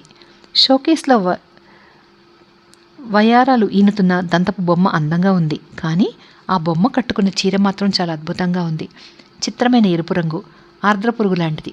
వెంటనే ఆగి షాపులోకి నడిచాడు. షోకేస్లో చీర ఖరీదెంత? 150. మీకు కావాలంటే ఇంకా మంచివే ఉన్నాయి అన్నాడు అతను. వద్దొద్దు, అదే కావాలి, ప్యాక్ చేయించండి. మ్యాచ్ అయ్యే జాకెట్ పీస్తో సహా 5 నిమిషాల్లో ప్యాకెట్ తయారైంది. వేణు జేబులో ఇక 50 మాత్రమే ఉన్నాయి. హఠాత్తుగా విశాల గుర్తొచ్చింది. వేణు ముఖం రంగులు మారింది. చాలా నేరం చేసిన వాళ్ళలాగా బాధపడుతున్నాడు. తను విశాలని మర్చిపోయాడు. విశాలకు చీర కొనలేదు. సిగ్గేసింది. ఒకసారి నిట్టూర్చాడు. ఎల్లుండే పండగ, ఇంట్లో కూడా అట్టే డబ్బు లేదు. దగ్గరున్న డబ్బుతో విశాలకు చీర తీసుకుంటే ఇంకా ఆలోచించలేకపోయాడు. వెంటనే విశాలకు నచ్చే రంగులో చీర ఒకటి తీసుకున్నాడు. చీరతో పాటే జాకెట్ పీసు. వేణుకి విశాలతో గడిపిన రోజులు గుర్తొచ్చాయి. విశాలకు చాలామంది ఆడవాళ్ళలాగానే చీరల సరదా ఎక్కువ. చీరలు కొనడం ఒక వంతు, వాటికి మ్యాచ్ అయ్యే బ్లౌజ్ పీసెస్ దొరికేసరికి బ్రహ్మ ప్రళయం అయ్యేది. కలర్స్ బాగున్నాయని జాకెట్ పీసులు తీసుకోవడం, తర్వాత అవి పట్టుకుని వాటికి మ్యాచ్ అయ్యే చీరల కోసం వెతకడం. బట్టల దుకాణంలో గంటలు గడిచిపోయేవి. 2 ప్యాకెట్లు పట్టుకుని ఆలస్యంగా ఇల్లు చేరాడు. అప్పటికి చీకటి పడి చాలాసేపు అయింది. విశాల పిల్లలు భోజనం చేసేశారు. శారద వేణు కోసం నిరీక్షిస్తుంది. ఇంత ఆలస్యమైందేమిటి? సమాధానంగా చిరునవ్వు నవ్వుతూ చీరల ప్యాకెట్లు అందించాడు. విశాల నిద్రపోతున్నట్టుంది. శారద చీరలు విప్పి, భేష్, ఈ రంగు ఎంత బాగుంది, ఆరుద్ర పురుగు రంగు ఎరుపు నాకు చాలా నచ్చింది, నీకు నచ్చుతుందని తెచ్చాను. పద భోజనాలు చేసేద్దాం. ఏంటి స్పెషలు? అఫ్కోర్స్ నువ్వేం చేసినా స్పెషలే అనుకో. Mor kuzhambu, potato chips, beans fry. Very good, చాలా ఆకలిగా ఉంది, పద. వేణు బాత్రూమ్కి వెళ్ళి బట్టలు మార్చుకుని వచ్చాడు. భోజనాల దగ్గర కబుర్లు ప్రారంభం కావడంతో పూర్తయి లేచేసరికి పూర్తిగా అరగంట పట్టింది. చేతులు కడుక్కొని వరండాలోకి వచ్చారు. డైనింగ్ టేబుల్ దగ్గర నుంచి. చూడు శారద, టేబుల్ మీద కిళ్ళీలు ఉంటాయి. శారద వెళ్ళి తెచ్చింది. కిళ్ళీలు ఘుమఘుమలాడిపోతున్నాయి. కుంకుమ పువ్వు సువాసన వెదజల్లుతోంది. చాలా బాగున్నాయి. నాకు ఇటువంటి కిళ్ళీలు చాలా ఇష్టం. మీ అక్క వేసుకునేది కాదు, పళ్ళు చెడిపోతాయని. ఈ మాటలు వింటూనే ఉంది విశాల. దుఃఖం ఆపుకోలేక దిండులో తలదూర్చి నిశ్శబ్దంగా ఏడుస్తోంది. ఆమె కన్నీటితో దిండు తడిసి ముద్ద అవుతోంది. వేణు ఎంత మారిపోయాడు. అతనికి తను జీవించి ఉంది అన్న విషయమే జ్ఞాపకం లేకుండా పోయింది. ఎంతసేపు శారదా శారదా. అక్షరాల మగవాడనిపించుకున్నాడు. నిజంగా తప్పు తనదే. మొదట్లో వేణు శారదతో సరిగ్గా ఉండకపోవడం చూసి, వేణు, నువ్వు కొంచెమైనా ఆలోచించి ప్రవర్తించమే. నీకు ఇది రెండో పెళ్లి కావచ్చు, కానీ శారద సంగతి ఏమిటి? హృదయాన్ని అడిగి సక్రమంగా మసలుకో. ఇలా ముభావంగా ఉంటే శారద చిన్నబుచ్చుకోదు. దానికి జీవితము అనుభవాలు కావాలని ఎందుకు గ్రహించవు అంటూ మందలించింది. నా కుటుంబం కోసం అది త్యాగం చేసింది. అందుకు పశ్చాత్తాపడే పరిస్థితి రానీయకుండా జాగ్రత్త పడాల్సిన బాధ్యత నీకుంది అని హెచ్చరించింది. వేణుకి మెల్లమెల్లగా తన మాటలు తలకెక్కాయి కాబోలు. ఇప్పటికి పూర్తిగా శారదవాడైపోయినాడు. ఎవరినైనా దుఃఖపెట్టనగలడిప్పుడు. ఇటువంటి మలుపు తాను ఊహించలేదు. ఇప్పుడు అత్యవసరమైతే తప్ప వేణు తనని పలకరించడు. 2 మాటలు మాట్లాడు. ఎదురుగా ఉండాల్సి వస్తే నిప్పుల మీద నుంచున్నట్టే ఉంటుంది. తను తింటుందో ఉంటుందో పట్టించుకోడు. మాట్లాడాల్సి వస్తే పెదవుల చివరి నుంచే వస్తాయి మాటలు. ఇవాళ వేణు తనకి కొంచెం కూడా మిగల్లేదు. అంతా శారదకే చెందాడు. ఈ పరిణామానికి పూర్తిగా తనే బాధ్యురాలు. వేణు అంటే మగవాడు. శారద బుద్ధి ఏమైంది? సొంత చెల్లెలు. అది తనను పట్టించుకోవడం మానేసింది. ఏదో వేళకింత తిండి పెట్టేసేసరా. అభిమానాలు ఆప్యాయతలు లేకపోతే పోయే. కనీసం జాలైనా లేదని తన మీద. ఏమైనా అంటే పనుంది అంటుంది. అంతా వేణు కోసమే. అతన్ని పూర్తిగా ఆకర్షించుకునేందుకు ఎన్నెన్ని ప్రయత్నాలు. 4 కాలాలకి వాళ్ళు అన్యోన్యంగా ఉండాలని తన కోరిక. కానీ తనను పురుగును తీసేసినట్టు తీసి పారేస్తే మాత్రం తను సహించలేదు. తను మాత్రం మనిషి కాదు. ఇప్పుడు ఇలా ఉన్నా ఒకప్పుడు తను గర్వంగా బతికిందే కదా. తనకు మాత్రం ఆత్మాభిమానం పౌరుషం ఉండవు. తను ఉన్న మాటే మరిచి తన ఉనికినే విస్మరించి చిచ్చి ఏడుస్తూనే నిద్రపోయింది విశాల. అర్ధరాత్రి హఠాత్తుగా మెలకు వచ్చింది బాబు ఏడుపుకి. ఆకలి పిన్ని, ఆకలి. వాడి మీద కోపం వచ్చింది విశాలకు ఒక క్షణం. ఏం పిల్లలు, ఆకలేసిన అమ్మ అనరు. పిన్ని పిన్ని పిన్ని. ఎక్కడి నుంచి ఊడిపడిందో పిన్ని. బాబు స్వరం పెంచాడు. విశాలకు జాలేసింది. పాపం బాబు ఎంత ఆకలిగా ఉన్నాడో. శారదా శారదా పిలిచింది. జవాబు లేదు. విసుక్కుంటూ పాల గ్లాస్ దగ్గరగా పెట్టిందేమో అని వెతికింది. దొరకలేదు. బాబు మరీ బిగ్గరగా ఏడుస్తున్నాడు. శారదా గట్టిగా పిలిచింది. ఈసారి సమాధానం లేదు. విశాలకు ఎక్కలేని కోపం వచ్చింది. కసిగా తిట్టుకుంది. శారదకు లేకపోతే పోయి వేణుకైనా బుద్ధుండక్కర్లేదు. ఏడుస్తుంది ఎవరి పిల్లాడు? లేచి రావద్దు. అంత ఒళ్ళు మరిచి నిద్రపోతున్నాడే. పిల్లాడు ఏడుస్తున్నా తెలియకుండా ఏం చేయడానికి పాలుపోలేదు. సారథి గుక్క పట్టేస్తున్నాడు. తలగడ కింద బిస్కెట్లున్న విషయం జ్ఞాపకం వచ్చి అవి తీసి మెల్లగా మంచం మించి కిందికి జారింది. బాబుకు బిస్కెట్ అందించింది. బాబు శాంతించాడు. అప్పటికి తెలిసింది తనకు నొసటి మీద దెబ్బ తగిలిందని. అయినా లెక్క చేయలేదు. దేక్కుంటూనే వెళ్ళి మంచినీళ్ళు అందుకుని సారథికి పట్టింది. వాడేమీ జరగనట్టే నిద్రపోయాడు మళ్ళీ. విశాలకి ఇప్పుడు నొప్పి బాగా తెలుస్తుంది. దెబ్బ గట్టిగానే తగిలింది. రేపటి నుంచి బాబుకి పాలు నీళ్లు తనకు అందేలా పెట్టమని చెప్పాలి. అంతేకాదు బాబుని తన మంచం మీదే పడుకోబెట్టుకోవాలి. విశాల ఆలోచనలో ఉండగానే సౌజని కెవ్వుమంది. ఏదైనా కల వచ్చిందో ఏమో. కలవరింతలు ప్రారంభించింది. విశాల శాయశక్తులా ప్రయత్నించింది సౌజన్య మంచం చేరుకునేందుకు. దెబ్బ మీద దెబ్బ. మొత్తానికి సౌజన్యను పడుకోబెట్టింది. ఆ రాత్రంతా విశాలకు నిద్రలేదు. పండగ నాటి ఉదయం శారద వేణు తలంట్లు పోసుకున్నారు. పిల్లలకు ఆయా తలంటి పోసింది. శారద అప్పుడే కొత్త చీర కట్టేసుకుంది. ఆ చీర తార్లుకు ఎరుపు గదిలో వింతగా పరుచుకుంది. విశాల కూడా స్నానం చేసి వచ్చింది. వేణు శారదకి చెప్పాడు విశాలకి కొత్త చీర ఇవ్వమని. తీసుకుంటూ అడిగింది, పిల్లలకు కొత్త బట్టలు వేశారా? అవతల గదిలో ఉన్న వేణుకి విశాల ప్రశ్న వినిపించింది. వేణు ముఖంలో కత్తివాటకు నెత్తురు చుక్కలేదు. ఎవరూ క్షమించలేని నేరం చేశాడు తను. అసలు పండగంటే పిల్లలకే. వాళ్ళకి కొత్త బట్టలు కొనకపోవడం తక్కువ నేరమేమీ కాదు. ఇప్పుడెలా? ఇంట్లో డబ్బు కూడా లేదు. పిల్లలకు తెచ్చినట్లు లేదు అంది శారద. విశాల అరిచినంత పనిచేసింది. చిన్నపిల్లలు, వాళ్ళకి లేకుండా నా ముఖానికి ఎందుకు కొత్త బట్టలు? వేణు ఆమె వద్దకొచ్చాడు. వాళ్ళ సైజులు తెలియక తీసుకోలేదు. ఇదిగో వాళ్ళని తీసుకెళ్ళి ఇప్పుడే రెడీమేడ్లో తీసుకుంటాను. సరే, పిల్లలు కట్టుకున్నాకనే నేను కట్టుకుంటాను చెప్పింది విశాల. వేణు పిల్లల్ని వెంట పెట్టుకుని బజారుకు తీసుకెళ్లాడు. అప్పు చేయడం ఇష్టం లేక ఉంగరం తాకట్టు పెట్టి మార్వాడి దగ్గర నుంచి డబ్బు తీసుకున్నాడు. చెరో జత బట్టలు కొన్నాడు. ఇంటికి వచ్చాడు. మీ ఉంగరం ఏది అడిగింది శారద. తాకట్టు పెట్టాను మెల్లగా చెప్పాడు వేణు. అస్పష్టంగా ఆ మాటలు విశాలకు వినిపించాయి. ఇప్పుడు నాకు కొత్త చీర లేకపోతే ఏ? గోణుక్కుంది విశాల. నాకు చీర కొనే బదులు ఆ డబ్బుతో పిల్లలకు తీసుకుంటే సరిపోయేది. విశాలకు భయం వేసింది. ఏమైంది ఇంటికి? ఎన్నడూ లేనిది తాకట్టు పెట్టాల్సిన అగత్యం ఏర్పడిందా? అంత ఖర్చులు ఏమున్నాయని? ఏమో, వేణు తనతో మంచి చెడు మాట్లాడితేగా. శారద అంతే. అవసరానికి మించి అరముక్క అదనంగా మాట్లాడదు. తను కలగజేసుకుందామన్నా వినేదెవరు? శారద ఇంటి పెత్తనం లభించింది అన్న ఆనందంలో కన్ను మిన్ను కానకుండా ఉంది. వేణు కొత్త భార్య మోజులో ఉన్నాడు. ఈ పరిస్థితిలో తానేం చెప్పినా అరణ్యరోధనే అవుతుంది. కానీ కానున్నది మానదు. విశాల ఆలోచనలు కట్టిపెట్టింది. శారద జిలేబీ ఆవడలు చేసింది. సౌజన్య తొందరగా అన్నం పెట్టమని అల్లరి చేస్తుంది. సౌజన్య పిలిచింది విశాల. బిక్కమొహం వేసుకుని వచ్చింది సౌజన్య. కూర్చో. కూర్చుంది. రైమ్స్ పాడు, వింటాను. ఇప్పుడు కాదు, మరెప్పుడు? భోజనం చేశాక. ఇవాళ పండగ కదా, పిన్ని పిండి వంటలు చేస్తుంది. భోజనం తయారు అయ్యేసరికి కొంచెం ఆలస్యం అవుతుంది. అల్లరి చేస్తే ఎలా? అది కాదు. మరేమిటి? పిన్నిని కొంచెం హార్లిక్సో కాఫీయో ఇవ్వమన్నానంతే, అన్నం పెట్టమనలేదు. ఇవ్వనని కసిరింది. విశాల మనసులో ముళ్ళు గుచ్చుకుంది. పండగ పూట పిల్లల్ని కష్టకోవడం దీనికి? వేళ దాటిపోతే పిల్లలు ఆకలికి తాళలేరు. నువ్వైనా పిన్నికి చెప్పు. విశాల తన బెడ్ మించి బ్రెడ్ స్లైస్లు 2 అందించింది. సౌజన్య తీసుకోలేదు. ఏ వద్దు, ఆకలేస్తుందన్నావుగా. లేదులే, వద్దు. విశాలకి ఏడుపే వచ్చింది. ఎందుకు ఇలా తయారైంది పాప? ఆకలిని చంపుకొనైనా చంపుకుంటుంది, కానీ తనిస్తే తినదు. తల్లి పిల్లల మధ్య ఎంత దూరం! కాలం గడుస్తున్న కొద్దీ ఈ దూరం పెరుగుతుందే తప్ప తగ్గడం లేదు. ఇదెక్కడి శాపం? సౌజన్య సారథి ఆటలో పడ్డారు. బంతి విసురుతున్నాడు సారథి. తెచ్చి అందిస్తోంది సౌజన్య. బంతి విసిరినప్పుడల్లా కిలకిల నవ్వుతున్నాడు సారథి. వాళ్ళ ఆటలు చూస్తూ తనను తానే మర్చిపోయింది విశాల. భోజనాలు అయినాక సాయంత్రం వరకు నిద్రలోనే గడిచిపోయింది. వేణు, శారద సినిమాకి బయలుదేరారు. పిల్లల్ని తీసుకువెళ్తాను అని మాట వరుసకైనా అనలేదు. మేనర్స్ తెలిసిన సౌజన్య అల్లరి చేయలేదు, కానీ ముఖం చిన్నబుచ్చుకుంది వాళ్ళు వెళుతుంటే. పోనీలే, నేను తీసుకెళ్తాను అంది విశాల. నువ్వా? కళ్ళు తిప్పుతూ ఆశ్చర్యంగా అంది సౌజన్య. చక్రాల్లాంటి ఆమె కళ్ళలో అపనమ్మకం అతి స్పష్టంగా ప్రతిఫలించింది. ఏ, నేను తీసుకెళ్ళలేను? నీకు కాళ్ళు లేవుగా? కర్రలున్నాయిగా. అయితే నేను రాను. ఎందుకని? నవ్వుతారు.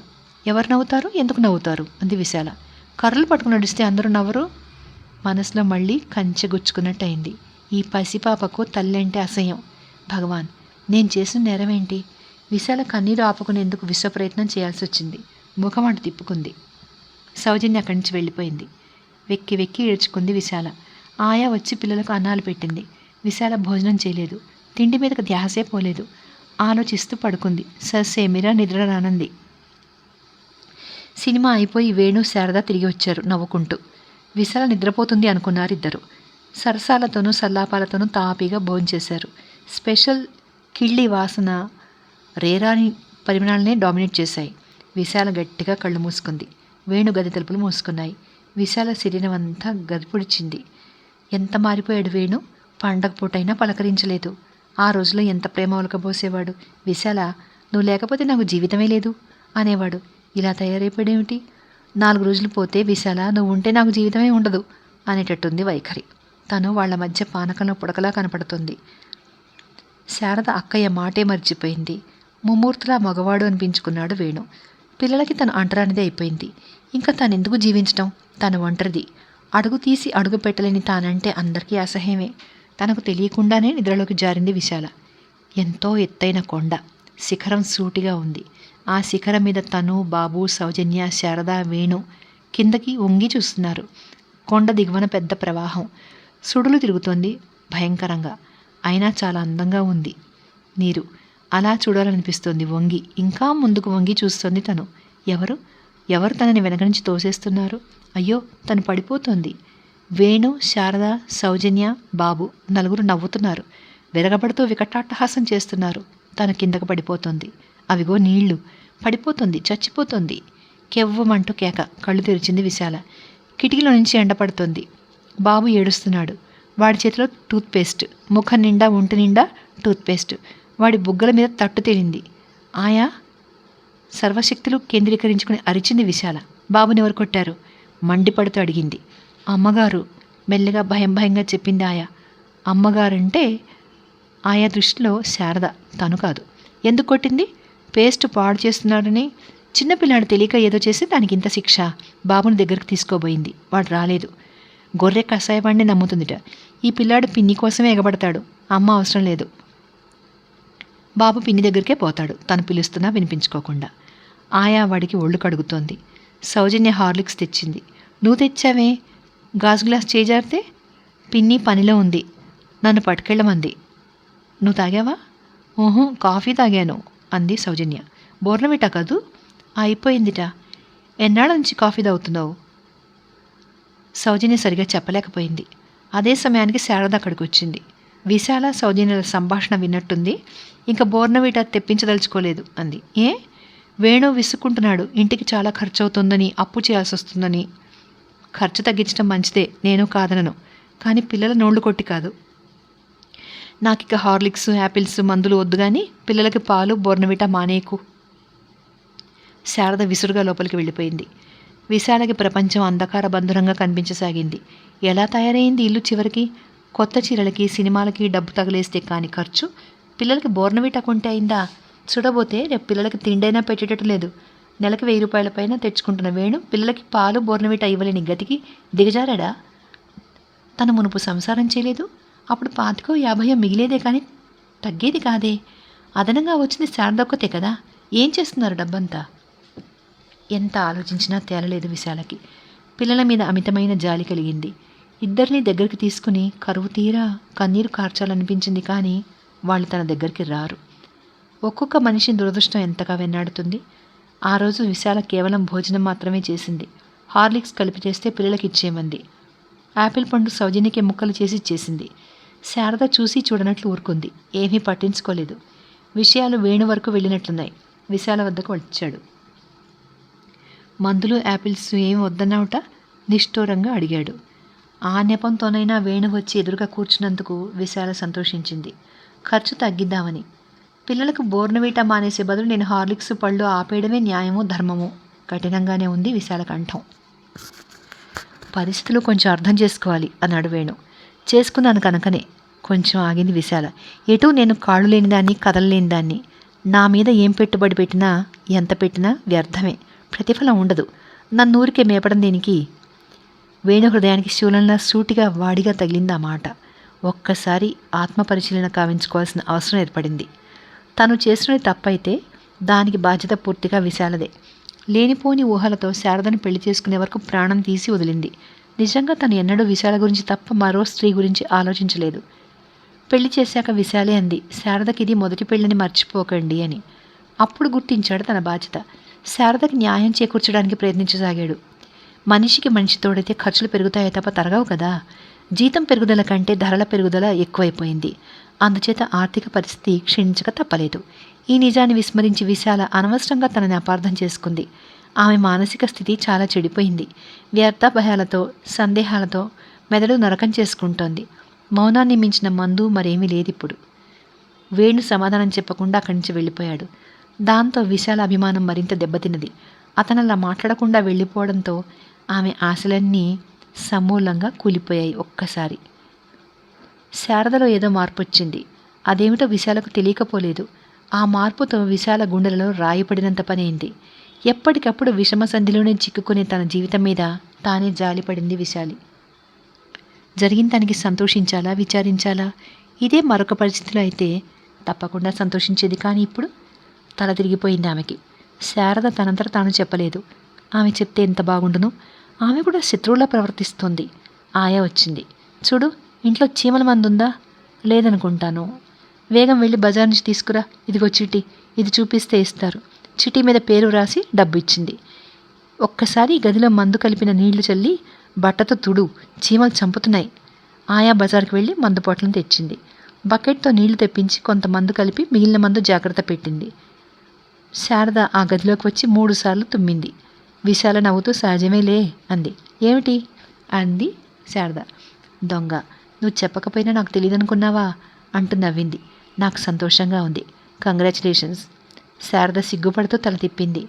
అమ్మ పుట్టిల్లు మేనమామ కెరికే. కొంచెం పుల్లటి వస్తువులు తింటూ ఉండు, అవే ఎక్కువ సహిస్తాయి. శారదను తన దగ్గరికి తీసుకుని తల నిమిరింది. ఆరోగ్యం జాగ్రత్త. పుష్టికరమైన ఆహారం తింటే పండులాంటి బిడ్డ పుడతాడు. శారద తల వంచుకుంది, ఏదో ఆలోచిస్తున్నట్టు. విశాల వైఖరి ఆమెకెందుకో కొత్తగా తోచింది. అక్కకు తనంటే అభిమానం లేదని కాదు, చిన్నప్పుడు తనని ఆమె పెంచింది కొన్నాళ్ళు. కానీ వేణుతో తన పెళ్ళయ్యాక అక్కయ్య మొహం చూడాలంటే గిల్టీగా ఉండేది. అందుకే తను ఎక్కువ మాట్లాడలేకపోయేది. ఎక్కువసేపు అక్క ముందు గడపలేకపోయేది. ఇవాళ అక్కయ్య మాటలు అమృతపు జల్లులా ఉన్నాయి. తనంటే అక్కకు ఎంత అభిమానం, ఆప్యాయత. ఇన్నాళ్ళు తనే పొరపాటు చేసింది. అక్కది ఎంత ఉన్నతమైన హృదయం. ఒక్కసారి విశాలను తనివితీరా కౌగిలించుకుని కన్నీరు కార్చాలనుకుంది. కానీ ఎందుకో అలా చేయలేకపోయింది. పిన్ని అంటూ వచ్చి శారద వీపు మీద వాలాడు బాబు. వాణ్ణి ఒళ్ళోకి తీసుకుని ముద్దు పెట్టుకుంది.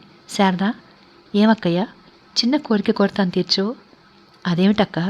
ఆశ్చర్యంగా చూసింది శారద. మరెప్పుడు కోరను, నిజంగా కోరను. విశాల ధోరణికి శారదకు భయం వేసింది. ఏమిటి? ఇవాళ రాత్రి వేణుని. అలాగే, అసలు నా అధికారం ఏమిటక్క? నువ్వు వేణుని అడిగితే సమంజసమేమో. నిజమే, అలాగే చేస్తాను. సాయంత్రం ఒకసారి దర్శనం ఇవ్వమని వేణుకు చెప్పు. తప్పకుండా. శారద లోపలికి వెళ్ళిపోయింది. విశాల కళ్ళు మూసుకుంది. మూసుకున్న కనురెప్పల వెనక ఎంత కన్నీరుందో పరమాత్ముడికే తెలియాలి. ఒకే ఇంట్లో ఉంటూ కూడా తను వేణు ఎంత దూరం అయిపోయారు. భార్యాభర్తలు ఇంత దూరం కాగలరని ఊహించశక్యమా? బ్రతుకు ఎందుకిలా అపశృతుల పరంపర అయిపోయింది? సాయంత్రం వరకు ఎలాగో గడిపింది విశాల. వేణు వచ్చాడు. ఆమె మనసును దగ్గరగా కుర్చీ లాక్కొని కూర్చున్నాడు. మాట్లాడాలన్నమాట అడిగాడు. ఆరోగ్యం గురించి అడగనే లేదు. కేవలం విధి నిర్వర్తిస్తున్నట్టు పొడి పొడిగా. విశాలకు దుఃఖం వచ్చింది. భార్యాభర్తల మధ్య ఉండేది కేవలం విధులు బాధ్యతలు మాత్రమేనా? అంతకుమించి మరేమీ లేవు. భార్య అంటే వండి పెట్టేది, భర్త అంటే సంపాదించేవాడు. ఇంతేనా అర్థాలు? వివాహ బంధం ఇంత బలహీనమైందా? భర్త సేవలకు అనర్హురాలైతే ఆ స్త్రీ ఇక జీవోత్సవమేనా? మాటకు కూడా నోచుకోదా? మెల్లగా అంది విశాల. ఏమిటి అడిగాడు వేణు. చిన్న కోరిక తీరుస్తారా? దీనంగా అడిగింది విశాల. వేణు హృదయం జాలితో తొణికిసలాడింది. చెప్పు, నీ మాట ఎప్పుడైనా కాదన్నానా? ఈ ఒక్క రాత్రి నా గదిలో పడుకుంటారా? మరెన్నడూ అడగను. వేణుకి విశాల మీద ఎంతో జాలి కలిగింది. తన మీద తన కోపం వచ్చింది. ఎంతో పశ్చాత్తాపడుతూ, ఇంత చిన్న విషయానికి నువ్వు ప్రాధేయపడాలా విశాల అన్నాడు.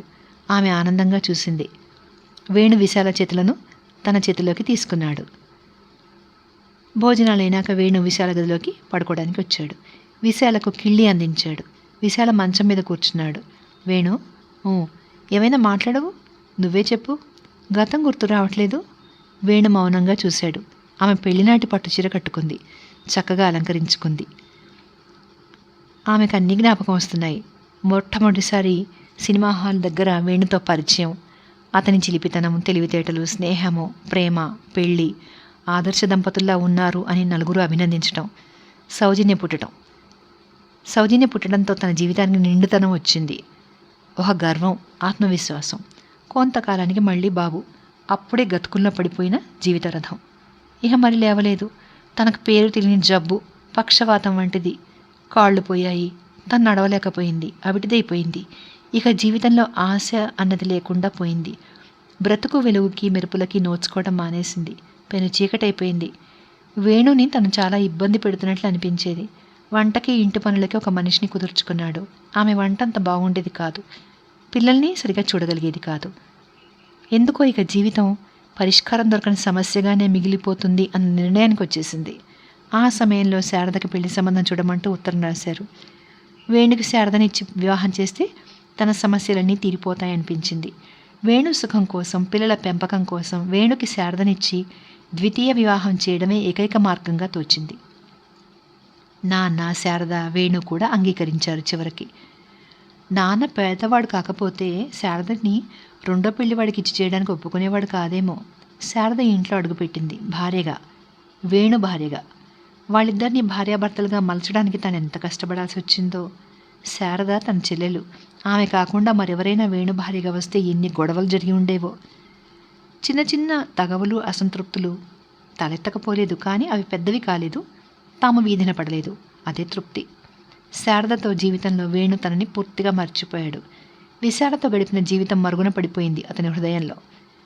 ఆ అధ్యాయాలు ఇక తిరిగి తల ఎత్తవు. అది తథ్యం. ఇంకా తన జీవితానికి అర్థము, ప్రయోజనం ఏమిటి? జీవోత్సవంలా తను కాలం గడపడం దేనికి? ఏం చూసుకుని, ఏ ఆశతో? వేణు విశాల కళ్ళలోకి చూస్తూ, విశాల అన్నాడు లాలనగా. ఎందుకు ఇలా జరిగింది విశాల? మనం ఎందుకింత దూరం అయిపోయాం? ఇన్నాళ్ళు ఒకరికొకరం దూరంగా ఎలా ఉన్నాము? ఈ ప్రశ్నలన్నీ అతని పిలుపులో ఆమెకి వినిపించినట్లే అయినాయి. క్షమించు వేణు అంది. ఇద్దరూ చాలా నిమిషాలు మౌనంగా ఉండిపోయారు. ఒక విధమైన ఆత్మీయతతో పరవశంలో మిగిలిపోయారు ఇద్దరు. వచ్చే జన్మలో నువ్వే నాకు భర్త కావాలని భగవంతుని ప్రార్థిస్తాను వేణు. ఏమిటి విశాల, నీకు పిచ్చెక్కలేదు కదా, మందలించాడు వేణు. ఎవరో వెక్కి వెక్కి ఏడుస్తున్నట్టుగా శబ్దం. త్రుళ్ళిపడి లేచింది విశాల. శారద కాదు కదా. వేణుని తట్టి లేపింది. ఏమిటి, నువ్వెళ్ళి ఆ గదిలో పడుకో, పిల్లల్ని నా దగ్గర పడుకోబెట్టు. వేణు పిల్లల్ని విశాల పక్కన పడుకోబెట్టి తాను శారద గదిలోకి వెళ్ళిపోయాడు. మామూలుగానే తెల్లవారింది. శారద లేచి పని మనిషికి తలుపు తీసింది. మెల్లగా పనుల్లో జ్వరపడింది. కాఫీలు కలిపేసిన సౌజన్య లేవలేదు. ఎప్పుడూ 6 గంటలకే లేచి అల్లరి మొదలుపెట్టే బాబు 6:30 దాటుతున్నా లేవలేదు. మామూలుగా అయితే ఈ పాటికి విశాల సౌజన్యని తొందర చేసేది, మొహం కడుకుని కాఫీ తాగమని, హోంవర్క్ చేసుకోమని. ఇవాళ స్కూల్కి సెలవు కాదే, మరెందుకు ఇలా పడుకుంది సౌజన్య? ఒంట్లో బాగలేదా? రాత్రి బాగానే ఉందే. శారద విశాల మంచం వరకు వచ్చింది. సౌజన్యం తట్టింది. అంతే, షాక్ తగిలినట్లయింది. ఒక క్షణంలో భయము, ఆశ్చర్యము అపరిమితంగా కలిగి ఏదో అనుమానంతో నిలువునా వణికిపోయింది. ఎలాగో తూలిపోతూ వేణు గదిలోకి పరిగెత్తి అతని మీద వాలిపోయింది. ఏమిటి? కళ్ళు తెరిచాడు వేణు. పాప సౌజన్యతో ఇంకా నోరు పెగల్లేదు. సౌజ్ఞలతో ఏదో చెప్పింది. వేణు కంగారుగా లేచి పరిగెత్తాడు. శారద గుమ్మం వరకు వచ్చి ద్వారాన్ని ఆసరా చేసుకుని నిలబడింది వణికిపోతూ. సౌజన్య, పాప! గావుకేక వేశాడు వేణు. పని మనిషి కూడా పరిగెత్తుకు వచ్చింది అక్కడికి. సౌజన్యని ముట్టుకుని చూసింది. ఇంకెక్కడి పాప బాబు? ఏడ్చింది పని మనిషి. ఇంత గందరగోళం జరుగుతున్నా విశాల కానీ బాబు కానీ చలించకుండా నిద్రపోతూనే ఉన్నారు. ఏదో అనుమానం వచ్చింది వేణుకి. విశాలను బాబును కదిపి చూశాడు. పిలిచాడు, అరిచాడు. వారిలో చలనం లేదు. విశాల, సౌజన్య, సారథి! కెవ్వున కేకలు వేసి కూలిపోయాడు వేణు. కొన్ని నిమిషాలంతరం డాక్టర్ వచ్చాడు. వేణుకి ఇంజెక్షన్ ఇచ్చాడు. అతనికి తెలివొచ్చింది. కొంచెంసేపటికి మనిషి అయ్యాడు. సారీ వేణు, నేను స్నేహితుడిని కనుక నిజం దాచలేను.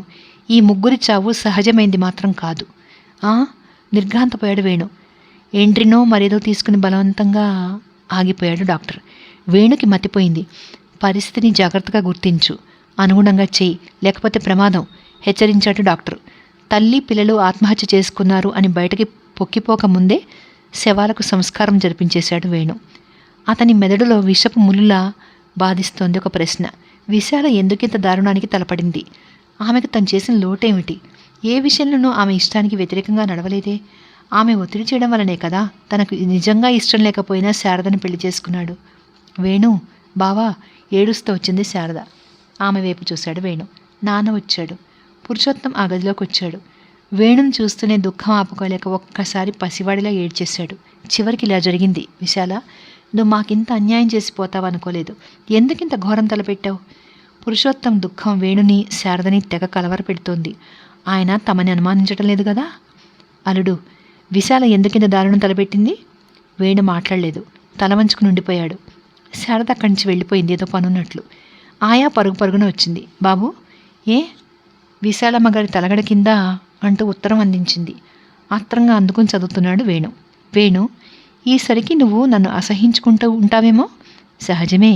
ఈ విశాల నువ్వు ఊహించని నీచానికి తలబడుతోంది. మరి చదువుకుని ఇంతో అంతో లోకజ్ఞానం గల విశాల ఎందుకింత మూర్ఖత్వానికి తలపడింది అని నీకు సందేహం కలగడం సహజం. వాటిని తీర్చాల్సిన విధి నా మీద ఉంది. అందుకే ఈ ఉత్తరం. నేను పిచ్చి పిచ్చిగా, హంతకురాలిగా, కఠినాత్మరాలిగా తోచచ్చు, నిజమే. కానీ నేను వేసే ప్రతి అడుగు వెనుక కారణం ఉంది. నా అంతరాత్మ ప్రోద్బలం ఉంది. వేణు, ఆడదాని జీవితం 3 దశలు, 3 అంచెలుగా సాగుతుంది. కన్యగా కలలు కంటుంది. ఆ కలలు నిజమైతే అని ఉవ్విళ్ళూరుతుంది. ఎప్పుడో ఎవరికో తప్ప కలలు నిజం కావు. ఈ విషయంలో నేను నిశ్చయంగా అదృష్టవంతురాలనే చెప్పగలను. నీ వంటి వాడి ప్రేమ పొందటము, నేను వివాహం చేసుకోగలడం చాలా అదృష్టం. మరి తర్వాత దశ, భారీగా నేను చాలా సుఖంగా ఉన్నాను. ఏ లోటు లేకుండా జీవించాం. నలుగురిలోనూ ఆదర్శ దంపతులం అనిపించుకోగలిగాం. అది నేను పూర్వజన్మలో నోచుకున్న పుణ్యఫలమే. ఎన్నో ఆశలు పెంచుకున్నాం. ఇంకెన్నో కలలు కన్నాం. 2 పిల్లలతో ముచ్చటగా సంసారం సాగించుకుందాం అనుకున్నాం. అందుకే నేను ఆపరేషన్ చేయించుకున్నాను. మనం తీసుకోవాల్సిన జాగ్రత్తలని తీసుకున్నాం. అయినా దురదృష్టం నన్ను బలికొన్నది. సౌజన్య పుట్టి నన్ను తల్లిని చేసినప్పుడు చెప్పలేని గర్వం పొందాను. అది నన్ను అమ్మా అని పిలిచినప్పుడు వెర్రిగా ఆనందించాను. బాబు కూడా పుట్టాడు. నా కలల కేంద్రాలు పిల్లలైనారు. స్త్రీ అమ్మ అయితే అంతేమో. వారి భవిష్యత్తు గురించి ఊహించుకోవడంలోనే స్త్రీకి సంతృప్తి. పిల్లలను పెంచి పెద్ద చేయడంలోనే స్త్రీకి సుఖ సంతోషాలు. తల్లి అయ్యాక స్త్రీ కొంతవరకు భర్తకు దూరం అవుతుంది. అది సహజమే. సృష్టి అటువంటిది. నేను అంతే అయినాను. తల్లినైనాక పిల్లలే నాకు పంచప్రాణాలు అయిపోయారు. వాళ్లే నా సర్వస్వం అన్న భావన నాకు తెలియకుండానే నాలో పెరిగిపోయేది. మునుపటిలా నీకు సేవలు చేయలేకపోయేదాన్ని. విధి చెప్పించినట్లు నేను వ్యాధిగ్రస్తురాలైనాను. కదలలేని దాన్నైనాను. కాళ్ళు వస్తాయని ఆశ లేకుండా పోయింది. నా కోసం ఎంత ఖర్చు చేశావు, ఎంత శ్రమపడ్డావు, నీకు నా కృతజ్ఞతలు.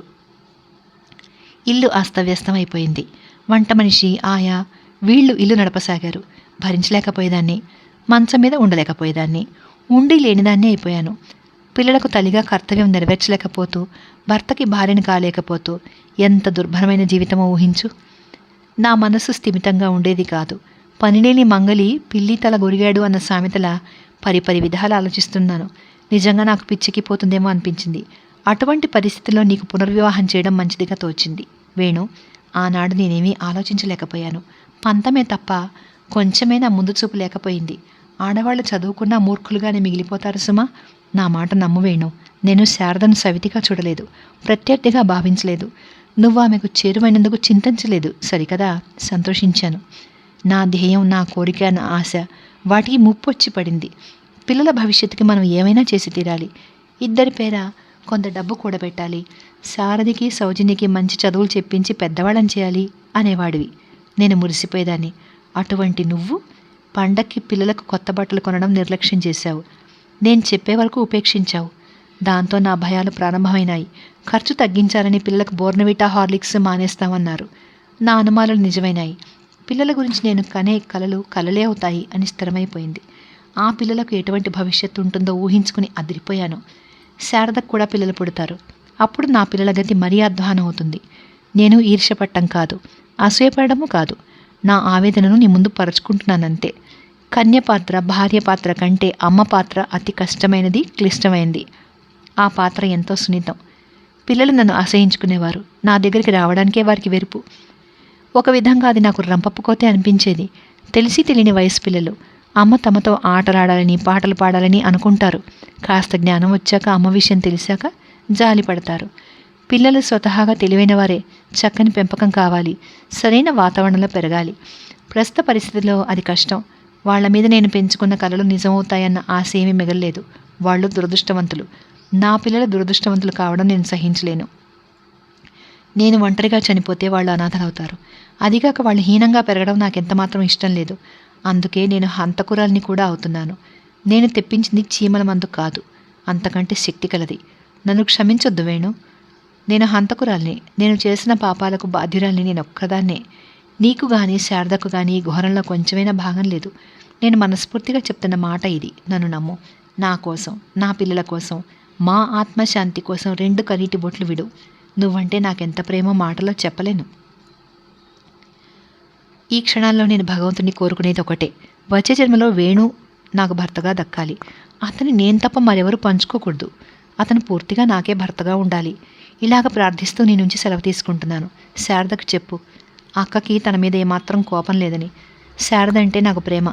నా మీద, నా మాట మీద గౌరవం కొద్దీ 2వ పెళ్లివాడిని అంగీకరించింది. నా పిల్లలను శ్రమపడి పెంచింది. ఆమె రుణం తీర్చుకోగలిగింది కాదు అని నాకు తెలుసు.